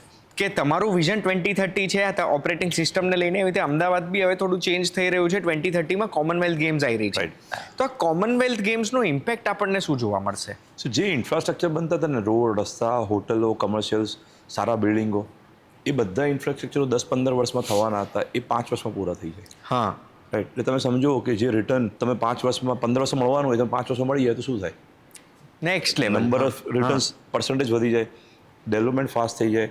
સો સિટીને જે હોટલ 10-15 વર્ષમાં મળવાની હોય, કે જે હોસ્પિટલ મળવાના હોય, સારા બિલ્ડિંગ મળવા, એવી તમને તરત 4-5 વર્ષમાં દેખાવા માંડે. તો તરત પાછું બેકડઅપ બાય ઓલિમ્પિક્સની વાતો છે. તો તમે જોશો તો દસકો જે છે ને અમદાવાદનો, એ જોરદાર છે. એટલે પૈસા વધ્યા જ કરશે, લોકો બહુ જાયા જ કરશે, રિટર્ન્સ વધ્યા કરશે, ઇન્ફ્રાસ્ટ્રક્ચર ચેન્જ થઈ જશે. ટિયર 1 સિટી તો ડાયરેક્ટલી લોકો બોલે જ છે, પણ એના નંબર્સ બી બહુ વધી જશે.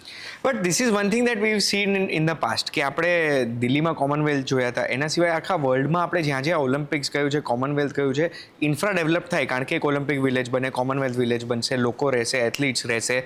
એ ટાઈમે ધમધમતું હશે. જ્યાં સુધી ગેમ્સ શરૂ નથી થતી ત્યાં સુધી ઇન્ફ્રા પર પુશ રહેશે. દિલ્હીમાં તો જો કે બહુ ઇશ્યુઝ બી આવ્યા હતા એવું આપણે સાંભળ્યું હતું. આપણે લેટ્સ અઝ્યુમ કે બેસ્ટ કેસ સિનારીઓમાં બધું પરફેક્ટ થશે, પરફેક્ટ થઈ ગયું. પણ આટલું બધું જે ઇન્ફ્રા બન્યું છે, જે આટલા બધા એથ્લીટ્સ માટે, અને એની સાથે સાથે જે ગેમ્સ જોવા આવે છે વર્લ્ડમાંથી બધે, એ બધા સ્પેક્ટેટર્સ માટે આ બધું જે થઈ રહ્યું છે એ થશે. પણ એકવાર ગેમ્સ પતી ગઈ પછી શું? સો વર્લ્ડમાં જે બી કોમનવેલ્થ કે ઓલિમ્પિક્સ જે થયા છે ને, એ મોસ્ટલી ગવર્મેન્ટે કર્યા છે.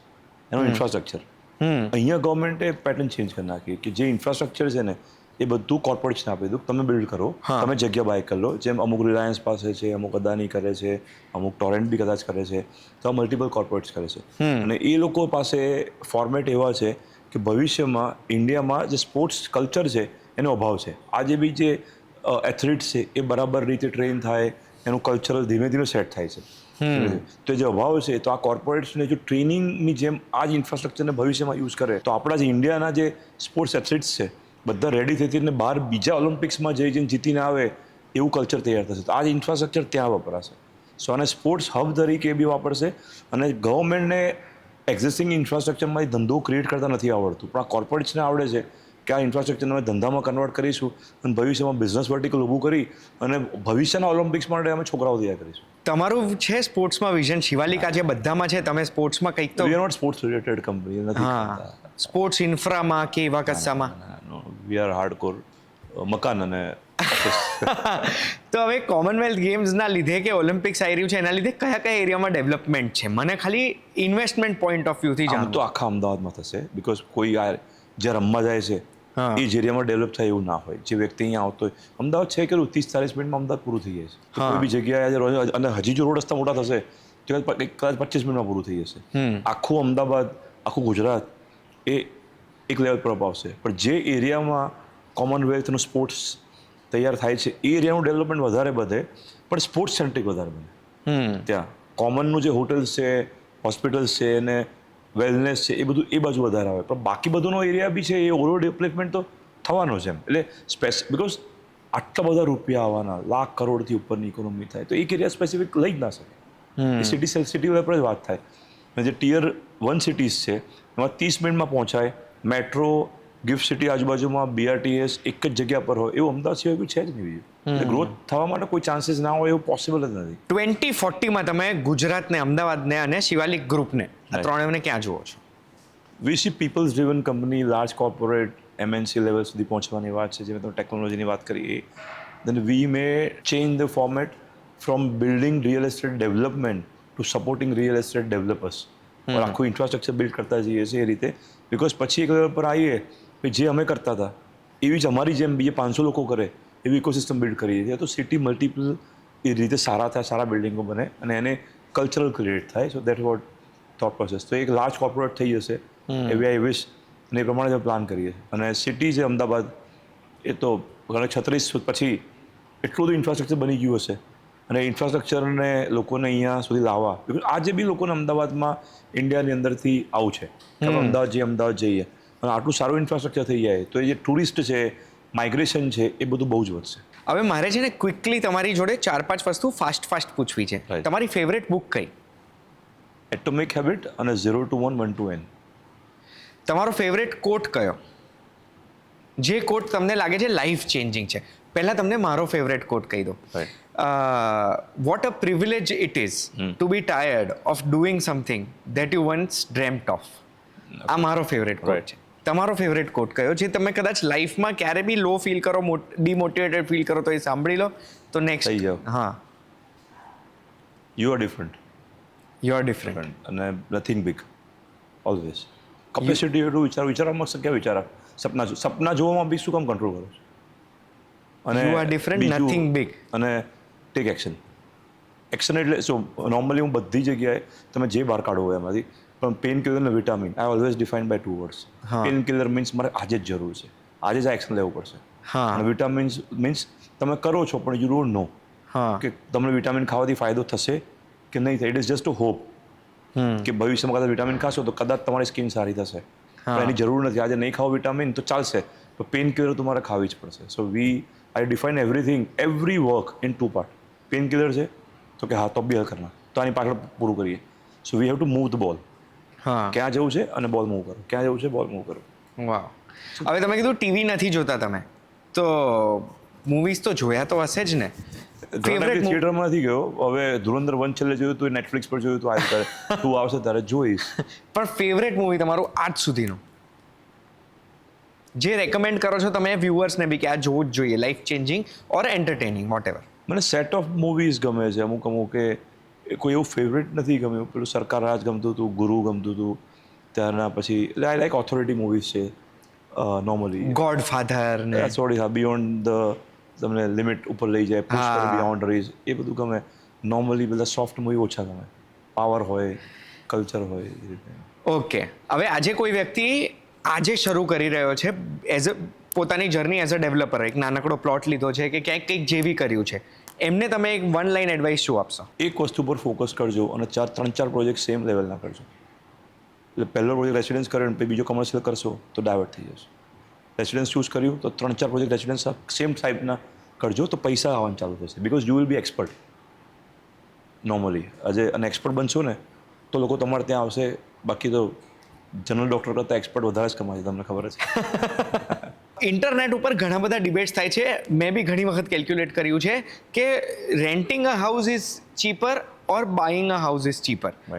તમારા હિસાબે ઘર ખરીદવું જોઈએ કે ભાડે રહેવું જોઈએ? તમારે પૈસાની જરૂર હોય ને બીજે કોઈ ધંધામાં કે વાપરવાનો હોય, અને જ્યાં તમે 12-15% 20% વધારે IRR ઉપજાવવાના હો તો don't invest in properties till you are building your empire. પણ જ્યારે એમ્પાયર તમે બિલ્ડ કરી લેશો પછી તમારે ઘર જોઈશે, બિકોઝ દર વર્ષે કે 2 વર્ષે ઘર ચેન્જ કર્યા કરશો તો એમાં ઇમોશન્સ ક્યારે બીટ થશે? You need a time to sit and think. ક્યાં બેસો કે જ્યાં હાશ થાય, આપણી સેફ સ્પેસ. એ ઇમોશન્સ થયા. You need time to think. તમે ઓફિસમાં ઘરમાં વારે ઘડી ચેન્જ કરશો તો we are human being, we are living with the culture, mindset, family, emotion. એટલે અમુક ટાઈમ પછી 3 વર્ષ પછી એવું લાગે કે હું અહીંયા ખાવાનું કહીશ, આજ મારી ખુશ. આપણા વ્યક્તિને ઘરમાં 3 કે 4 જ ફિક્સ જગ્યા હોય, નાહવાની જગ્યા, જમવાની જગ્યા, એક કોર્નર કે આ કોર્નર મારો છે. આ 4 જ વસ્તુમાં આપણે આખી લાઈફ નીકળતી. ગમે તેટલું મોટું મકાન હોય ને, આ 4 કે 5 વસ્તુમાં લાઈફ. એટલે ઘર તો જોઈએ. તો ભાઈ એવરી ટાઈમ તમે 1-2 વર્ષે થોડી ઘરમાં તમે કોર્નર શોધવા જવાના છો. સો વેન એ સ્ટ્રગલ લાઈફનો પતી ગયો, કલ્ચર તમારું બધું રિફાઇન થઈ ગયું, પછી તો બાય કરો. આજે નહીં, કદાચ 4-5 વર્ષે અને એવું લાગે કે ના તમે સેટ લાઈફ પર છો, જોબ કરો છો, ક્યાંય લીડર છો, એવું કોઈ વિચારવાની તમારી જરૂર નથી, તો EMI જે પે કરો છો, રેન્ટ, એ વેસ્ટ જ છે. તમે 4-5% બી રેન્ટ પે કરો છો, તમે 6-7% તમને લોન મળી જાય છે. તો 3% વધારે બાય કરી અને તમે ઇન્ફ્લેશન 7% છે એનાથી સામે કોમ્પિટ કરો છો. તમે એવરી યર તમે 6-7% તમારું પ્રાઇસ વધશે અને 4% તમે રેન્ટ ચૂકવો છો, તો 10% તમે ચૂકવો છો બિનજરૂરી, તમે 7%માં લોન મળે છે. એટલે ઘર એક વખત લઈ જ લેવું જોઈએ. આ જ વસ્તુ ઓફિસ માટે અગર હું પૂછું કે આપણી બિઝનેસ છે, બિઝનેસની કોઈ કમર્શિયલ પ્રોપર્ટી છે તો એ બાય કરવી જોઈએ કે રેન્ટ કરવી જોઈએ? બિઝનેસમાં મોસ્ટ ઓફ ધ કેસીસમાં જો તમે ગ્રોઈંગ બિઝનેસમાં હો ને તો તમારે એ ઓફિસને રેન્ટ કરીને તમારે કોન્સ્ટન્ટ ગ્રોથ થવું જ પડે. બિકોઝ જે પૈસા પાક કરવાનું કામ છે ને એ તમારું નથી, તમારું કામ છે ક્રિએટર છો, બિલ્ડર છો, આઈ મીન્સ બિઝનેસ બિલ્ડર છો. તમારું ફોકસ છે યુ નીડ મની. જો તમારા મની જે પાક થઈ ગયા અસેટ્સમાં અને તમે એમાંથી ઇન્કમ કરવાનું ચાલુ કર્યું, વિચાર્યું કે આમાંથી કદાચ મારો ભાવ વધશે એટલું ઇન્વેસ્ટ કરું, તો એ તો તમને 17-18% રિટર્ન આપે છે. નોર્મલી રિયલ એસ્ટેટ 17-18-20% ઉપર રિટર્ન ના આપે મેક્સિમમ. તમારો બિઝનેસ તમે 20-25% ઉપર રિટર્ન આપતો હોય તો શું કામ અહીંયા પૈસા ના નાખો? Great advice, great time spent. એટલે શિવાલિક ગ્રુપના co-founder એમડી ચિત્રક શાહે આપણને આજે લગભગ better part of his day આપી દીધો છે. અને જેમાં હું તો એવું કહી શકું કે તમારું માઇન્ડ આખું મેં સ્ક્વીઝ કરી લીધું અને તમે મને સ્ક્વીઝ કરવા દીધું એના માટે થેન્ક યુ સો મચ. પુષ્કળ સવાલો પૂછ્યા છે, એકાદ સવાલ બે સવાલ એવા બી મેં પૂછ્યા હશે જેમાં તમને થયો હશે કે યાર કિતના પૂછતા હે, પણ મને બી ખૂબ મજા આવી તમે જે સમય આપ્યો. જતા પહેલાં એક છેલ્લો સવાલ પૂછવા માંગુ છું, જે સવાલ નોર્મલી હું એન્ડમાં જ પૂછું, અને આ સવાલ છે ને જે તમે કીધું ને કાલે હું આના વિશે વિચારીશ, મોસ્ટ કેસીસમાં એવું થાય છે કે વિચારવા મજબૂર કરી દઉં છું. અગર હું તમને પૂછું, તમે એક ડેવલપર નથી, તમે એક બિઝનેસમેન નથી, ફાધર નથી, હસબન્ડ નથી, સન નથી, તો તમે કોણ છો? Who are you? You are not your hobbies, you are not what you do. Who are you? Never think of કોઈ દિવસ. અને કોઈ દિવસ તમારી જેમ ઘણા એવા ક્વેશ્ચન કોઈ પૂછ્યા છે કે એનો આન્સર આપો, મેં આપ્યો બી નથી. આન્સર પણ લોજિક શું છે, કેમ આન્સર આપવો પડે? Y this question exist, what is impact of this question?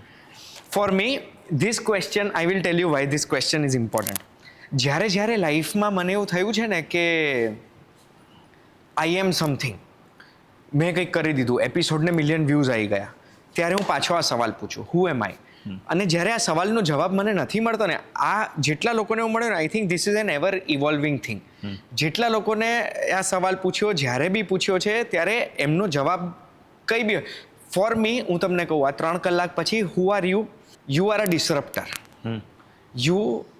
તમારે રિયલ એસ્ટેટ ઇન્ડસ્ટ્રીને ડિસરપ્ટ કરવી છે. But I think that is something જે મને લાગ્યું છે તમારા વિશે, કે ચિત્રકભાઈ ડિસરપ્ટર છે. ચિત્રકભાઈ you are an imaginator, you imagine thing. આ ઓપરેટિંગ સિસ્ટમની વાત હોય, સ્વસ્તિક શેપ્ડનું, હવે આ કાચ ફોલ્ડ કરવામાં કેટલા કાચ તૂટ્યા હશે તમે જ મને કીધું, કે તમે આઇકોનિક બિલ્ડિંગ બનાવવા માટે કેટલા બિલ્ડિંગના ડિઝાઇન રિજેક્ટ કર્યા હશે, કેટલા ડિઝાઇન કદાચ આપણે અડધે આવીને તમારે પાછા બી રીડિઝાઇન કરવા પડ્યા હશે, પણ તો બી તમે એ નથી વસ્તુ ચેન્જ કરી રહ્યા, કારણ કે તમે ડિસરપ્ટ કરવા માંગો છો ઇન્ડસ્ટ્રીને. તમારો એક ધ્યેય છે, પન ઇન્ટેન્ડેડ, કે તમારે રિયલ એસ્ટેટમાં આઇકોનિક બિલ્ડિંગ્સ બનાવવા છે. તમને જોઈએ છે કે દર 5 મિનિટે એક શિવાલિકનું બિલ્ડિંગ હોય, તમને જોઈએ છે કે કોઈ બી પોતાનું એડ્રેસ આપે તો એની સામે શિવાલિક, ઓપોઝિટ શિવાલિક લખે, અને બધાને ખબર હોય શિવાલિક ક્યાં છે. તો for me you are a disrupter, but for you, તમારા માટે તમે રોજ જે કંઈક અલગ હશો. આજે હુ આર યુ, તો આજે તમારી રોલ, તમારી રિસ્પોન્સિબિલિટી અલગ હશે. And I think that is something that keeps us grounded. ને આ સવાલનો મને ઇમ્પોર્ટન્સ ત્યાં લાગે કે એનો જવાબ કોઈ છે જ નહીં, આજે કોઈ જ નથી, અને એ જવાબ નથી ને એ જ આની સુંદરતા છે. મને રિલેવન્ટ જ ના લાગ્યું. હા, તમે પૂછ્યું એમ કે મારે જવાબ આપવાનો શેના માટે, આજે આપીશ તો કાલે જવાબ ઇરિલેવન્ટ થઈ જશે. થેન્ક યુ સો મચ, બહુ જ મજા આવી ગઈ મને આ પોડકાસ્ટમાં. તમને પણ કંઈ ઘણું બધું જાણવા મળ્યું હશે. કોઈ પણ પ્રશ્ન છે તો બિલકુલ ઝિઝકતા નહીં, તમે ડીએમ કરી શકો છો. ચિત્રકભાઈને પોતે ઇન્સ્ટાગ્રામ ઉપર ખાસા એક્ટિવ છે, અને આમાં તમને સૌથી વધારે પાર્ટ કયો ગમ્યો છે એ તમે મને કમેન્ટમાં જણાવજો. થેન્ક યુ સો મચ, બહુ જ મજા આવી. Great questions, great answer. આટલો મોટો ટાઈમ જેટલું શૂટ કર્યું, આઈ થિંક નોર્મલી અત્યારે અડધો કલાકમાં તમારું વાઇન્ડ અપ નીકળી જ જેવું ટાઈમ થાય લોકો થઈને. યા ના, એટલે થેન્ક યુ સો મચ, તમે આટલો સમય આપ્યો અને મજા કરી. મને બી બહુ બધા ક્વેશ્ચનના ફીડબેક મળે. બહુ ક્વેશ્ચન તમે ટ્રિગર કરો છો એટલે મગજ પાછું બીજા ડિરેક્શનમાં ચાલુ થાય.